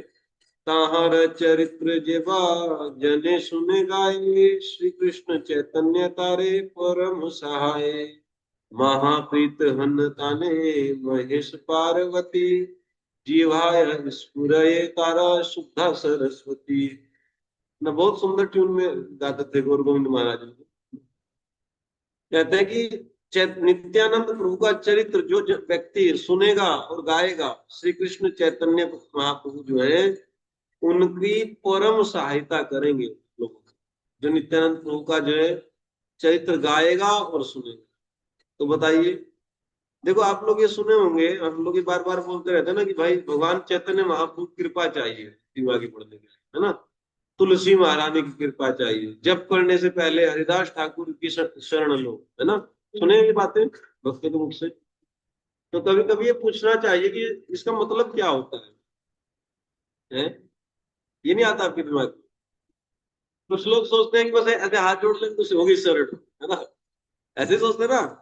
जैसे हमारे गुरु महाराज बताते हैं कि जप करते समय हरिदास ठाकुर का आश्रय लेकर के जप करना चाहिए, और जो है तुलसी महारानी का आश्रय लेकर के जप करना। तो आपके दिमाग में आई कभी बात कि आश्रय कैसे लिया जाता है? इन बातों की तह में जाना चाहिए। जैसे ये आप जगह जगह सुनते होंगे, रामचरितमानस में जगह जगह लिखा है कि प्रभु की शरणागति, प्रभु की शरणागति, है ना। जो लोकगीतों में भी ये बातें आती है कि हम तुम्हारी शरण, हम तुम्हारी शरण ना, हरि शरणम हरि शरणम। शरण का अर्थ क्या है, कभी पूछा है आपने? देखिए, हम गौड़ीय वैष्णव परंपरा में यही विशेष चीज है कि हर चीज का लॉजिक जो है आचार्य ने ग्रंथों में लिखा है, हर चीज की जो तह में चले जाते हैं, प्रैक्टिकली समझाते हैं शरण किसको कहते हैं। तो भक्ति विनोद ठाकुर बताते हैं शरण के 6 अंग। आनुकूल्य न कृष्ण, कैसे हैं? आनुकूल्य न संकल्पा, प्रतिकूल्य से वर्जन। जो भक्ति के अनुकूल है, विधि है, उनका संकल्प करके उनका अनुष्ठान करो, और प्रतिकूल्य से वर्जनम, जो नहीं करना है उसको त्याग देना, है ना। भक्ति रसायन सिंधु से जान लो, जो करना है जो नहीं करना है उसको बहुत अच्छे से करना, और जिसको नहीं करना है उसको पूरा पूरा त्याग देना। ये शरणागति के पहले 2 लक्षण है, कनिष्ठ अधिकारी। फिर इससे आगे है गोपतृत्व, कैसे है? रक्षिष्यति इति विश्वासो गोपतृत्व वर्णम यथा। कहने कि श्री कृष्ण को अपने पालनकर्ता के रूप में स्वीकार करना, यह है तीसरा अंग। और श्री कृष्ण हमारी रक्षा करेंगे ही करेंगे, इस पे दृढ़ विश्वास ही है चौथा। ये दोनों में अंतर है, समझ गए ना? दोनों में अंतर कैसे है? जैसे कोई व्यक्ति, कोई बैल है, यही उदाहरण दिया जाता है, भक्ति विनोद ठाकुर उदाहरण देते हैं। एक किसान ने अपना बैल बेच दिया किसी को, है ना, तो उसका रस्सी पकड़ी और दूसरे के हाथ में थमा दी। तो अब ये बैल भी उसके पीछे पीछे चलने लगता है। क्यों? क्योंकि बैल ने उसको वर्ण कर लिया अपने गोप्ता के रूप में। गोप्ता मतलब रक्षा करने वाला। अपने रक्षक के रूप में उसको स्वीकार कर लिया कि पालनकर्ता के रूप में, है ना। गोप्ता का मतलब है पालन कर। और मान लीजिए अब बैल उससे वहां पे चला गया घर पे, तो अब बैल सोचता है कि हमारे भोजन का क्या होगा, पता नहीं देगा कि नहीं देगा, पानी पिलाएगा कि नहीं, पहले वाला किसान तो अच्छा था, है ना। सर्दियों में क्या होगा, पता नहीं, कुछ जो है कपड़ा उपड़ा डालेगा कि नहीं मेरे ऊपर, ऐसा विचार करता है बैल। वहां पे आराम से अपना खाता रहता है, चारा खाता रहता है। मतलब जो पूरा विश्वास है कि जिसको मैं वर्ण किया हूं वो निश्चित मेरी जो है रक्षा करे। तो इस संसार में पहले तो भगवान को अपने पालनकर्ता के रूप में वर्ण करना, ये बहुत कठिन काम है। व्यक्ति तिकड़म लगा देता है पूरी, वो सोचता है कि मेरी कंपनी मेरा पालन कर रही है ना, मेरे जो इंश्योरेंस है, मेरे जो बहुत बहुत चीजें है ना, मेरी पत्नी मेरा पालन कर रही है, मेरे माता पिता मेरे पालन कर रहे हैं, बच्चों के भरोसे बैठे रहते हैं, बुढ़ापे में सहारा बनेंगे। मतलब बुढ़ापे तक का जो है पालन करने वाला भगवान को नहीं बनाता है, बच्चों का पालन पोषण कर रहा है। तो मन में अंदर ही अंदर ये बात बहुत जो है दृढ़ हो रखी है कि बुढ़ापे में ये मेरा सहारा बनेंगे। बताइए, अभी तो पूरा पूरा सहारा लिया ही हुआ है संसारियों का, है ना, पूरा जो है अपने स्वजनों का, रिश्तेदारों का। और जो है बुढ़ापे में भी, जैसे अभी एक वक्त आते हैं यहाँ पे, 76 साल के हैं, 76 ईयर्स के, 1 साल से जुड़े हैं इस कौन से 16 माला जप करते हैं, ब्राह्मण है। तो मैं उनको बोल रहा था, मैंने कहा शुक्ला जी, अब जो है वो क्या बोला था उनको कि हाँ, मैं बोला था कि डेली यहाँ पर मैं आपको भगवत गीता पढ़ाऊंगा, तो आप आया करो। कहा ठीक है गुरु जी, आएंगे। और मैंने कहा, बोले कि और क्या आज्ञा है गुरु जी? बड़े विनम्र है कि बताइए गुरु जी क्या आज्ञा है, जो आप कहेंगे वही करेंगे। बस अब जो है भजन करना है, भगवान के लिए करना है, कुछ करना है। 3 3 बेटे हैं, और तीन के तीन जो है नालायक एक तरीके से, है ना। अब जो है बातचीत हम कर रहे थे ऐसे, तो मैं बोला कि जो है एक काम करें, मैं आपको छोटे छोटे ग्रंथ दूंगा। वो लेक्चरर रहे हैं, पहले रिटायर्ड है, बड़े पढ़े लिखे व्यक्ति हैं। मैंने कहा आपका परिचय है क्षेत्र में, तो मैं आपको ग्रंथ दूंगा, आपको पैसा भी नहीं देना है, झोले में रखो, जो भी व्यक्ति आपसे मिले उसको ग्रंथ भेंट करो, और एक माला दो उसको कि महामंत्र जपो। बस यही कहते जाओ, ज्यादा ज्यादा वापस ही करेगा ना व्यक्ति, ऐसा तो है कोई पिटाई कर देगा, है ना। उसको एक एक ग्रंथ दो, एक माला दो कि भाई हमारे कहने से महामंत्र जपो, और ये लो स्टिकर महामंत्र का, ये करो आप पूरे यहाँ के क्षेत्र। और बाइक आप चलाते ही हो, बाइक से अपना जाओ। बाइक चलाते हैं अट्टे कट्टे अभी, 76 ईयर्स से। तो बोलते हैं कि प्रभु जी अभी थोड़ा सा रुक जाइए। मैंने क्यों? बोले 15 मार्च के बाद। मैंने क्यों? कह रहे प्रभु जी अभी बहुत लगन है, शादी ब्याह बहुत, हम गृहस्थ है ना प्रभु जी, हमको सब देखना पड़ता है। तो देखो, एक तरफ बोल रहे हैं कि हमको आप बताइए मुझे क्या करना है, भगवान की शरणागति नहीं, है ना, और दूसरी तरफ क्या कह रहे हैं कि देखो हम गृहस्थ, है ना। तो देखो, ये चीज हमको समझ नहीं है। थोड़े दिन के बाद जब हम भक्ति कर रहे हैं, पहले तो विधि निषेध का पालन ठीक से करना सीख जाए, उसके बाद जो है भगवान को अपने गोप्ता के रूप में जो स्वीकार करना सीखना चाहिए। इस समाज को अपना जो है पालन करने वाला न बनाइए ना। भक्त लोग जो है विधि निषेध का पालन तो कर रहे हैं, तो ये पहली स्टेज है शरणागति की, तो बहुत अच्छी बात है। लेकिन गोप्ता बनाए हुए संसार को, अपने परिवार को, धन संपत्ति को, है ना, प्लॉट फ्लैट, पता नहीं कितना कितना सोच रहे हैं, बुढ़ापे में काम आएगा, यहाँ बेच करके वहां ले लेंगे प्रभु जी, रिटायरमेंट के बाद यहाँ चले जाएंगे। क्यों ये सब फालतू बातें सोचते हैं? रिटायरमेंट तक जियोगे कि नहीं जियोगे कुछ पता है? उससे पहले मर गए, क्या पता 4 ही साल बचे हो। अभी गोप्ता बना लो भगवान को, है ना। और ये बिना चिंतन किए, पढ़े लिखे, अच्छा संग किए बिना ऐसा हो ही नहीं सकता है। ये कहने की बात नहीं होती है। कुछ लोग सोच रहे होंगे कि नहीं नहीं मुझे, हम तो भगवान को अपना रक्षक मानते हैं, आप हमारे पास आना, हम बताएंगे आपको, है ना। ठीक है, ठीक है, तो ऐसे तो सबको लगता है। एक कल परसों आते रहते हैं लोग, एक कल परसों 2 लड़के आए थे, बताया उनका बिजनेस ठप हो गया। बोले प्रभु जी, जो है जब हम विभीषण को भगवान राम कहते हैं, रामचरितमानस पढ़े, कि जो मेरी शरणागत हो जाता है मैं उसका सारा जो है पाप भर लेता हूँ, सब उसको कष्ट से जो है उतार देता हूँ, है ना, पार हो जाता है। कह रहे तो फिर ये हम कैसे समझे कि मैं समझ गया ना, समझ रहे हैं? देखो, वो सोच रहे हैं कि हम शरणागत हैं भगवान के, और हमारा जो बिजनेस ठप हुआ है, तो अब ये भगवान का उत्तरदायित्व है कि बिजनेस बढ़ा दे हमारा, क्योंकि हम शरणागत हैं, है ना। हमको बड़ा दुख होता है सोच करके भी, है ना, कि आदमी क्या क्या सोचे बैठा है। आप कैसे सोच लिए कि आप शरणागत हैं? विभीषण के बराबर मान लिए अपने आप को, है? समझे ना, यही गजब की चीज। एक्चुअली आज जो कथाएं हो रही है ना जगह जगह, इसमें कोई दम नहीं है, लोग तथ्य नहीं बताते। बस कथा सुन लिए बैठ करके। देखो कितनी कितनी कथाओं में जो है तो 5-5, 6-6 हजार लोग जुट रहे हैं, लाखों लाखों रुपए में कथाएं हो रही है। सब कूड़ा करकट है, कुछ नहीं है उसमें। भावुकता केवल फैल रही है, बस थोड़ा सा है, वो सात्विकता आ जा रही है लोगों में, और कुछ नहीं। थोड़ा बहुत मांस वांस खाना अगर कोई छोड़े तो छोड़ सकता है, ज्यादा से ज्यादा। हाल में तो आजकल हम देखते हैं वो भी नहीं छोड़ते हैं, वो जो है कथा सुनते हैं, 7 दिन बाद फिर मांस खाते हैं। तो अब सोचिए, उन 2 लड़कों को, उनको ये लग रहा था व्यापारियों को कि जो है हम शरणागत हैं, और ये अब भगवान की जिम्मेदारी है हमारा बिजनेस बढ़ाना, बस इसी को बोलेंगे कि है ना, हम पार लगा देते हैं। भाई पहले शरणागति का अर्थ समझो और फिर पार लगाने का अर्थ समझो। भगवान तो बलि महाराज ने सब कुछ छीन लिए थे, उसको नहीं पार लगाना बोलोगे, है ना। समझ रहे ना, उसको भी तो पार लगाए ना। और शरणागति का अर्थ तो समझो, है कि नहीं। शरणागति का अर्थ भी समझना चाहिए। मैंने कहा 24 घंटे भगवान ने आपको दिए हैं, एक माला जप किया करो। मन में चलता रहता है पूरी। जब तुम्हारे मन में 24 घंटे चलता रहता है, हम कह रहे हैं 7 मिनट दूसरे भी बोल लो, वो नहीं हो रहा है, देख लो। जिस व्यक्ति के मन में एक तरफा चल रहा है, तो 7 मिनट में खोल के नहीं बोल सकता है भगवान का नाम। सब पाखंड है, कपट है, इसीलिए तो जीव बहुत दूर है ना भगवान से। यही अपनी दुर्दशा नहीं समझता है। पाखंड को नहीं छोड़ता है, कपट को नहीं छोड़ता है जीव। मन में चल रहा है कि हमारे आज तक मन में नहीं चला, बताइए हरिनाम। मैं 15 साल से कर रहा हूँ रात दिन, है ना। मन में ना हरिनाम ऐसे ही चलता है? बताइए क्या गजब के लोग हैं, है ना। पहले दिन आए, कल भी एक माता जी बता रही थी, मैं बोला कि पिछले पिछली बार आपको माला दिया था, हो रहा है जब? हंसने लगी। मेरे को पता नहीं भाई, जो है नद तो कर रही है शायद, इसलिए हंस रही है। मैं क्या हुआ? कह रहे प्रभु जी बस लगातार चलता रहता है।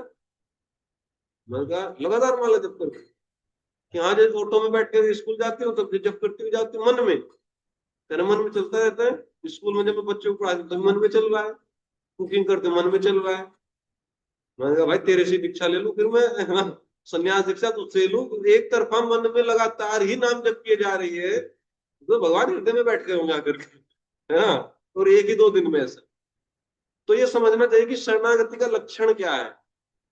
गोप्तृत्व वर्णम, वर्ण करना चाहिए अपने गोप्ता के रूप में श्री कृष्ण को, कि वो हमारा पालन करेंगे, है ना। ओबलाइज्ड फील नहीं करना चाहिए संसार में किसी के प्रति। हाँ, जैसे कबीरदास को जो है वो बोला, कौन नवाब था उस समय पे? कबीरदास जी को कौन पकड़ा था?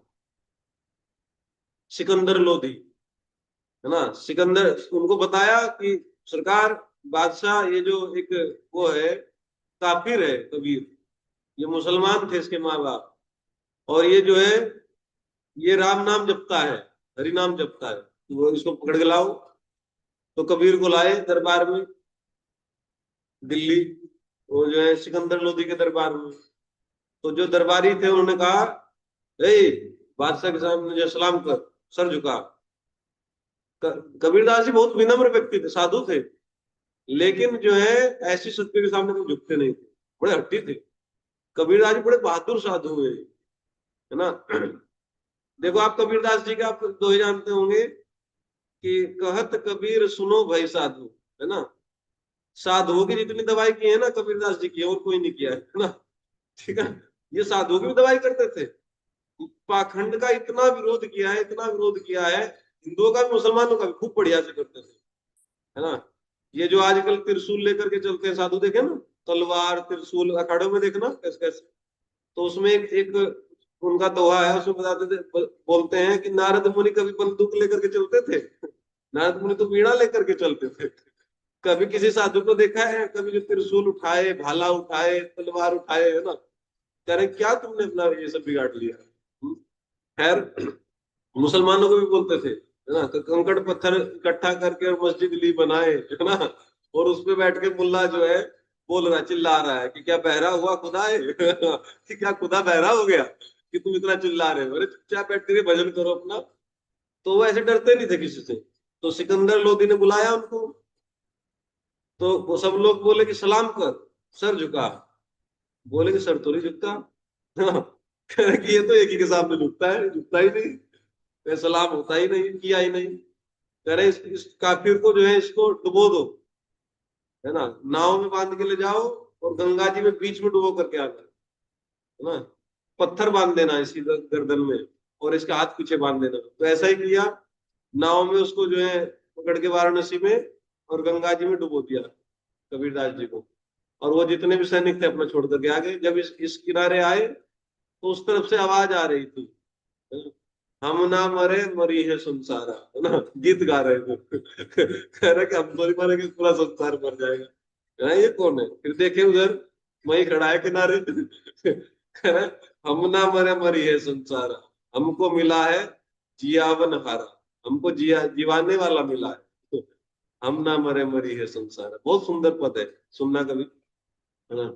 उनका बहुत भक्त लोग गाते हैं उसको। तो फिर उसको जो है जलाने का प्रयास किया गया, खूब लकड़ी जो है पता नहीं कितनी मन लकड़ी इकट्ठा की गई, जलाया कबीरदास जी को। तो सब लोग, हजारों लोग जुटे, सब देखे हाँ मर गया कबीर, मर गया कबीर, मर गया, देखो, है ना। इसकी सिकंदर की बात मान लेता तो जीवित रहता, मौज में भजन करता। राख का ढेर लग गया, सब लोग चल पड़े। जब थोड़ी दूर गए तो उधर से आवाज आई, हम ना मरे मरी है संसार, हमको मिला है जियावन। सब लोग बड़े चकित हो गए, राख में से आवाज आ रही थी। राख को ऐसे करके जो है कबीरदास जी निकले, उन्होंने करके दिखाया वो सब, है ना। ठीक है, इतना विश्वास भगवान पर, सोचिए, हाँ। फिर उनको जो है हाथी से मारने का प्रयास किया गया, बांध दिया गया। और जो उधर से एक चिंगरा हुआ हाथी, है ना, बिल्कुल पागल हाथी को जो है महावत उसको अंकुश से जो है कूद रहा था ऊपर से, वो ऐसे करके चिंगरा हुआ और उसके बेड़ी निकाल दी उसके पैर से कि इसको जो है उसके कुचल के मार देगा। जब कबीरदास जी के पास आया, ये घटना लिखी गई है इतिहास में, इतिहासकारों ने लिखी है कि कबीरदास जी के जब निकट हाथी आया तो नरसिंह देव जो है सामने आ गए, नरसिंह देव। और हाथी जो है शेर से वो डरता है, पिछले पांव जो है, पिछले पांव जो है लौट गया और भाग गया, है ना, वहीं से भाग गया हुआ। और कुछ लोग तो ये भी कहते हैं कि सिकंदर लोदी को भी नरसिंह देव के दर्शन हुए, है ना। कुछ आभास उसको, या तो आवाज सुनाई दी थी, है ना, या जो भी हो, है ना। तो उनको भी जैसे हिरण्यकश्यप को तो दर्शन हुए ना नरसिंह देव के, तो नरसिंह देव के दर्शन हुए और ये सिकंदर लोदी जो है बड़ा भयभीत हो गया। तो बोले कि तो अल्लाह का बंदा है ना, इसको छोड़ दो ठीक है। तो इस तरीके से एक्चुअली बहुत बहुत ये ऐसे आचार्य हुए हैं। कभी कभी लोग ये पूछते हैं, एक बार मधुसूदन विष्णु की और मेरी बात हो रही थी, वो पूछ रहे थे कि मेरी समझ में ये नहीं आता है कि कुछ कुछ ये जो इतने बड़े बड़े भक्त हुए हैं जिनका वर्णन आता है कि ये कुछ ऐसा कुछ किए तो है नहीं, जैसे जीव गोस्वामी किए हैं, सनातन गोस्वामी ग्रंथ लिखे हैं समाज के लिए, प्रचार किए हैं। तो कुछ लोग तो ज्यादा कुछ ऐसा किए नहीं है। तो इनका जो है, ये आए क्यों? जैसे चैतन्य महाप्रभु एक लक्ष्य लेकर के आए थे, अवतार है ना, तो ये आए क्यों? तो मैं उनको यही बता रहा था कि एक्चुअल में आप उस परिस्थिति को देखो। मुगलों का शासन था, आवाज कोई उठा भी नहीं सकता था उनके खिलाफ, है ना, उन्हें तो चल दिए जाएंगे। बड़े डिक्टेटर से भी ज्यादा है ना, वो तो बड़े खतरनाक होते हैं मुगल, क्रिश्चियन से अंग्रेजों से भी ज्यादा खतरनाक। तो उनका एक युग था, वो शासक थे सब लोग। तो अभी आप बताइए कि अगर ये जो है इस तरीके के भक्त ना होते, है ना, तुलसीदास जी, सूरदास जी, ये क्या नाम, आपके कबीर दास, है ना, इस प्रकार के बहुत सारे जो है इस भक्ति काल में बहुत सारे भक्त हुए हैं। चैतन्य महाप्रभु तो स्वयं भगवान ही आ गए ना, नित्यानंद प्रभु। तो अगर ये भक्त और ये भगवान ये अवतार ना होते, तो ये सनातन धर्म गायब ना हो गया होता, है ना। इनके प्रभाव से जो बड़े बड़े नवाब, बड़े बड़े राजा होते थे, उनकी स्पीड पे ब्रेक लग जाता था, है ना। जैसे अकबर का जो है मन थोड़ा सा परिवर्तन हो गया था, है ना, प्रभाव देख करके साधुओं का, हरिदास जी का प्रभाव देखे, जीव गोस्वामी का प्रभाव देखे, है ना, वो बड़े प्रभावित रहते थे। रस खान को देखे कि क्या क्या लिखता है ये। तो अब जो है, अब देखो अपना अभिमान तो रहता ही है, ऐसा तो है नहीं कि वो हिंदू बन गए थे या भजन करने लगे थे, रहेंगे तो मुगल ही, लेकिन अब जो है थोड़ा विचार करने लगे कि ऐसे अंधाधुंध ये कार्य ना मत करो, है ना, तोड़ना फोड़ना ये सब, ये ठीक नहीं है, वरना इलाज हो जाएगा। है ना, कि कुछ तो है ना, चमत्कारिक शक्तियां ऐसे, तो इनकी स्पीड में ब्रेक लगा दिया। तो वो भले ही दूसरी जगह पे तोड़ फोड़ करते थे, लेकिन उस क्षेत्र से चले जाते थे। जैसे नवाब हुसैन शाह ने भी जब चैतन्य महाप्रभु का प्रभाव देखा, वो साक्षात दर्शन किए चैतन्य महाप्रभु, तो बोले कि ये तो जो है कोई अलग व्यक्ति है ना, क्या इसके कीर्तन को कोई ना रोके। ये इसलिए एक चिन्ह दिए थे, आप देखते होंगे ना, एक चिन्ह होता है, फोटो वोटो में देखे होंगे ना, वो नवाब ने एक चिन्ह प्रदान किया था कि इस चिन्ह को आप साथ में रखना, है ना, ये हमारा जो है राज चिन्ह है। जब भी आपका कोई भी प्रोसेशन निकले कीर्तन का, तो इस चिन्ह को पास में रखना, तो कोई भी हमारा व्यक्ति हमारे राज्य की सीमाओं में आपको जो है रोकेगा नहीं, ना कोई कर लगाएगा, ना कोई प्रताड़ना देगा, कुछ नहीं। तो एक चिन्ह लेकर के चलते, देखें आप चिन्ह, गौड़िया वैष्णव एक चिन्ह रखते थे, है ना, फोटो में देखना है, ऐसा करके एक होता है, कुछ तो होता है, जैसे तिलक ऊपर को ये है ना, तो उल्टा तिलक टाइप का ऐसा, है ना, इस टाइप का होता है, उस चिन्ह को लेकर के चलते थे, है ना। तो इस तरीके से उनको नो ऑब्जेक्शन दे देते थे, है ना, बहुत सारे लोग को। तो मैं ये बता रहा था कि तो भगवान को वर्ण करना चाहिए, और जब वर्ण कर लिए, अब कुछ लोग वर्ण कर लिए, जैसे हमारे जैसे लोग तो ज्यादा थोड़ा कर ही लिए वर्ण, पैसा ऐसा कुछ रखते नहीं, कुछ फ्यूचर का भी प्लान नहीं कर रहे हैं ना, कुछ जो है वो लिए हैं, क्या नाम, प्लॉट फ्लैट भी नहीं खरीदते हैं, क्या होगा बुढ़ापे में, है ना। अभी तो मान लीजिए गए 100 लोग पूछ रहे हैं, आप जैसे लोग बैठे हैं, दान दक्षिणा भी मिली जाती है कहीं से पेट भरने के लिए, लेकिन बुढ़ापे की सोचते नहीं क्या होगा, बीमार हो गया क्या हो गया। तो एक तरीके से वर्णन हो गया, थोड़ा थोड़ा बहुत, पता नहीं ठीक से हुआ कि नहीं, और पढ़ेंगे तो समझ में आ जाएगा कहीं इसमें गड़बड़ हो। लेकिन हमको ऐसा लग रहा है कि जो वर्ण तो कर ही लिए ज्यादा थोड़ा, लेकिन रक्षिष्यति इति विश्वासो। अब मैं नहीं कह रहा हूँ कि गृहस्थों को भी जो है घर छोड़ देना चाहिए तो तब वर्ण होंगे, सब कुछ रखते हुए भी भगवान का वर्ण किया जा सकता है। कर्तव्य बुद्धि से काम करते रहिए, भगवान ने हमारे पास भेजे, हमारा कुछ कर्तव्य काम करते हैं, वैसे हम किसी का वर्ण नहीं करते। जैसे हमारे पास भी बहुत लोग आते हैं ना, दक्षिणा दक्षिणा कितना लोग देते रहते हैं, तो ऐसा थोड़ा कि हम उनके आश्रित रहते हैं, दे चाहे ना दे। हाँ, किसी और को दे दे। एक भक्त था, एक दिन बोला कि मुझे जो है संडे का लव फिस्ट हमारी तरफ से, ठीक है भाई, कि कितना होगा, मन का 7-8 हजार रुपये, तो बोल ठीक है। तो अब कल कहीं एक भक्त पूछने लगे, प्रभु जी उनसे ले लिया पैसा, मैंने कहा भाई हम तो लेते नहीं किसी से, तुम पूछ लो। तो वो पूछे उनसे कि प्रभु जी वो आप बोल रहे थे फिस्ट के लिए, तो कल बहुत अच्छा दिन है, कल के लिए दे दीजिए। कि प्रभु हमसे तो वो दूसरे भक्त ले लिए, है ना, कहीं और से जुड़े होंगे, वहीं ले लिए। तो ये भक्त मुझे बताने लगा कि बताइए, जो है कथा कीर्तन करते हैं यहाँ पर, और पैसा दे रहा हो तो ले लेगा कोई और। मैंने कहा हम तो कथा कीर्तन इसके लिए कराते नहीं है ना। भाई कोई यहाँ दे वहां दे, हमको कोई मतलब ही नहीं किसी से, ठीक है, नहीं होगा पैसा, ऐसा कोई दिक्कत नहीं है, केले वेले खरीद करके बांट देंगे सबको। हमारे लड़के का ब्याह है कि जो है हमारी बेइज्जती हो जाएगी, है ना, जो होगा बांट फूट देंगे, क्या है उसमें, ठीक है ना। बढ़िया हुआ, खूब तगड़ा भंडारा चला। आए 150 लोग पूरा भर भर खाए, घर भी लेके गए, खूब माल भर भर के लेके गए घर, है ना, पन्नी पन्नी में भर भर के। बहुत बचा भी हुआ है ना, कितना हलवा फलवा कितना बचा पड़ा है। तो कभी कमी नहीं रहती है। तो रक्षिष्यति इति विश्वास, ये विश्वास रखना चाहिए, है ना। अभी फूड फॉर लाइफ करेंगे, 5,000 रुपया जो है लोगों से लेंगे और 2,000 का बांटेंगे, 3,000 रुपये का अपना घूमेंगे पेट्रोल डाल करके इधर से उधर, है ना। ये सब ठीक नहीं है ना। लोगों की चापलूसी करना, ये करना, हर जगह ये सब चल रहा है। गृहस्थी में तो पूरा चल रहा है ना। तो प्रभु जी, हम हमारा फर्ज है प्रभु जी, 21,000 रुपये महान्योता लिखवाना, कन्यादान लिखवाना ही पड़ेगा, क्योंकि उनके यहाँ से 11 आया था हमारे यहाँ। ये बुरा मान जाएंगे। एक भक्त जो है अभी मुंबई गए, मैं बोला कहाँ जा रहे हैं? बोले प्रभु जी एक हमारे मौसा थे, पता नहीं कौन थे, उनका निधन हो गया। मैंने कितनी उम्र थी? बहुत उम्र बता रहे थे, कितना 65 की 70 कितना, निधन हो गया। आजकल 65-70 में तो मर ही रहे हैं लोग। मैंने कहा कब तक आ जाएंगे? बोले जी 8 दिन तो रहना ही पड़ेगा, हमारे बहुत खास है। 2 दिन जाने के, 2 दिन आने के, 8 दिन बाद कितना हो गया? 12 दिन, है ना। और सोचिए, है ना, गरीब आदमी तुम, तुम्हारे ऊपर इतना लोन, तुम 12 दिन के लिए जाने अपना काम छोड़ करके जा रहे हो। 12 दिन तुम्हारा भजन नष्ट होगा, है ना। ठीक है, घर का काम धंधा जो ठप पड़ेगा। लेकिन देखो, एक्चुअली भगवान रक्षा करेंगे इसमें विश्वास नहीं। अगर जाना भी है एक दिन में जाकर के आ जाओ, क्या पूरा ठेका उठाए कि 8 दिन 10 दिन पूरा रहेंगे वहीं पर? है, पता नहीं लोग, आप लोग वो कुछ गलत बोल रहा हूँ तो पता नहीं, है ना। कुछ लोगों को ऐसा लगता है, पूरा ऐसा जैसे पूरा हृदय पे ले लेते हैं उस बात को, है ना, वहीं पड़े रहते हैं ना। साली का ब्याह आ जाए तो बस 2 महीना पड़े उधर, 1 महीना सब लोग। और माताएं तो भजन भी छोड़ देती है, हमको लगता है इनका, है ना। इनका भतीजी का ब्याह आ जाए, बहन का ब्याह आ जाए, तो भजन ही छोड़ देती, माला वाला टांग देती है कहीं जाकर, और उसमें हा हा हा हा बस उसी में फिरती है ना। अरे भाई एक दिन चले जाओ अपना, जिस दिन वो जो होता है ना, खाना पीना, और अपना भागा वहां से भजन कर लो। अभी इन्हीं को बोल दो कि वृंदावन चलना है, मुझे टाइम नहीं है, बहुत बिजी है ना, ये दशा जाती है। समझ गए ना। तो रक्षिष्यति इति विश्वासो, भगवान को ही वर्ण करना चाहिए, भगवान ही रक्षा करेंगे। दूसरे का निहोरा चापलूसी नहीं करनी चाहिए, और करते हैं भगवान, आज भी करते हैं।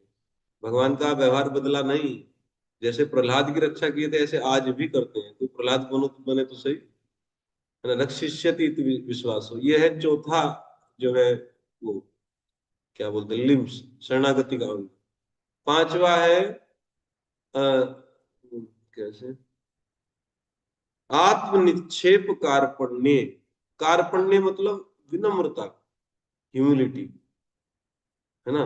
कार्पण्य बड़ी एक जेन्युइन ह्यूमिलिटी, है ना। एक जो है बिल्कुल ठीक ठीक जो है विनम्रता उसके हृदय में आ जाती है। ये अभी जो हम विनम्रता विनम्रता का ढोंग करते हैं ना, इसमें विनम्रता नहीं होती, है ना। इसमें कोई विनम्रता नहीं, ये सब ढोंग ढांग है। लेकिन ठीक है, ढोंग भी करना अच्छा है, अच्छी बात का, है ना।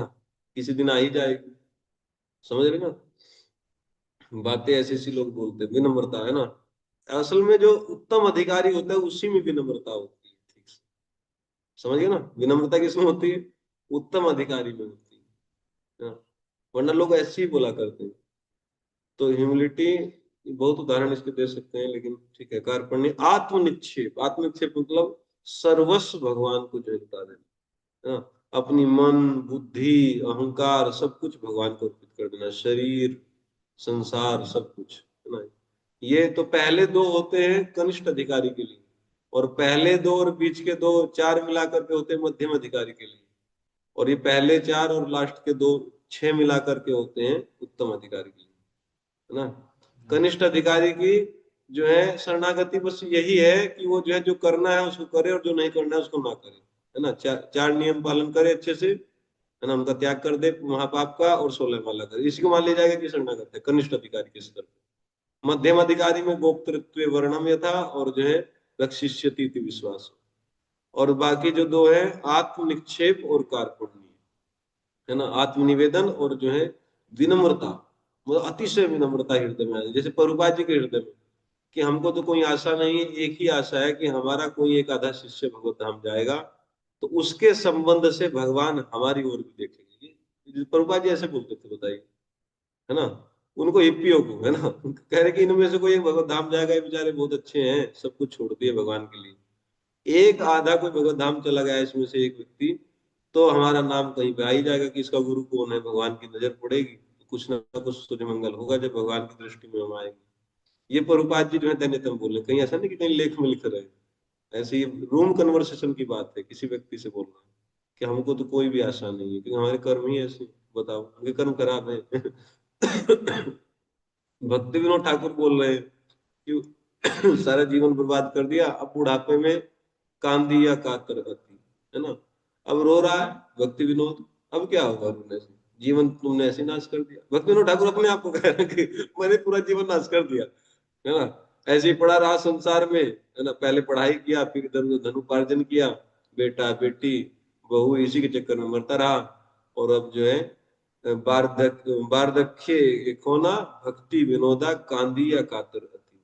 अब इस बुढ़ापे को देख करके अब जो है भक्ति विनोद बहुत रो रहा है ना, ये सब बातें आचार्य लोग लिखते हैं, तो पता नहीं हम क्यों बता रहे हैं। ठीक है, तो आज मैंने पढ़ाया नहीं, क्यों नहीं पढ़ाया उसका कारण है, मैं बहुत तेज मास्टर रहा हूँ अपने समय से, जब मेरी तैयारी नहीं होती तो मैं इधर उधर का करके अपना क्लास पूरी कर देता हूँ, है ना, एब्सेंट लगी नहीं, ठीक है, तो इसको गोपी गीत का मत रखना क्लास को, इसको रखना जो है नित्यानंद की उसी, है ना, ठीक है, कोई बात नहीं।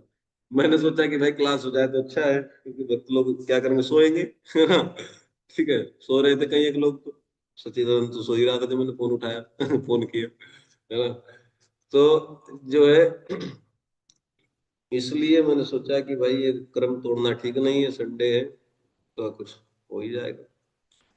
ठीक है, आज तो हम भी लेट उठे, रात 12:30 बजे सोए थे, और हम जो है लेट उठे आज, लेट मतलब आपकी तरह 10 बजे नहीं उठा, 4 बजे, है ना, तो ठीक है, चलो, हरे कृष्ण, श्रील प्रभुपाद की जय। प्रभु जी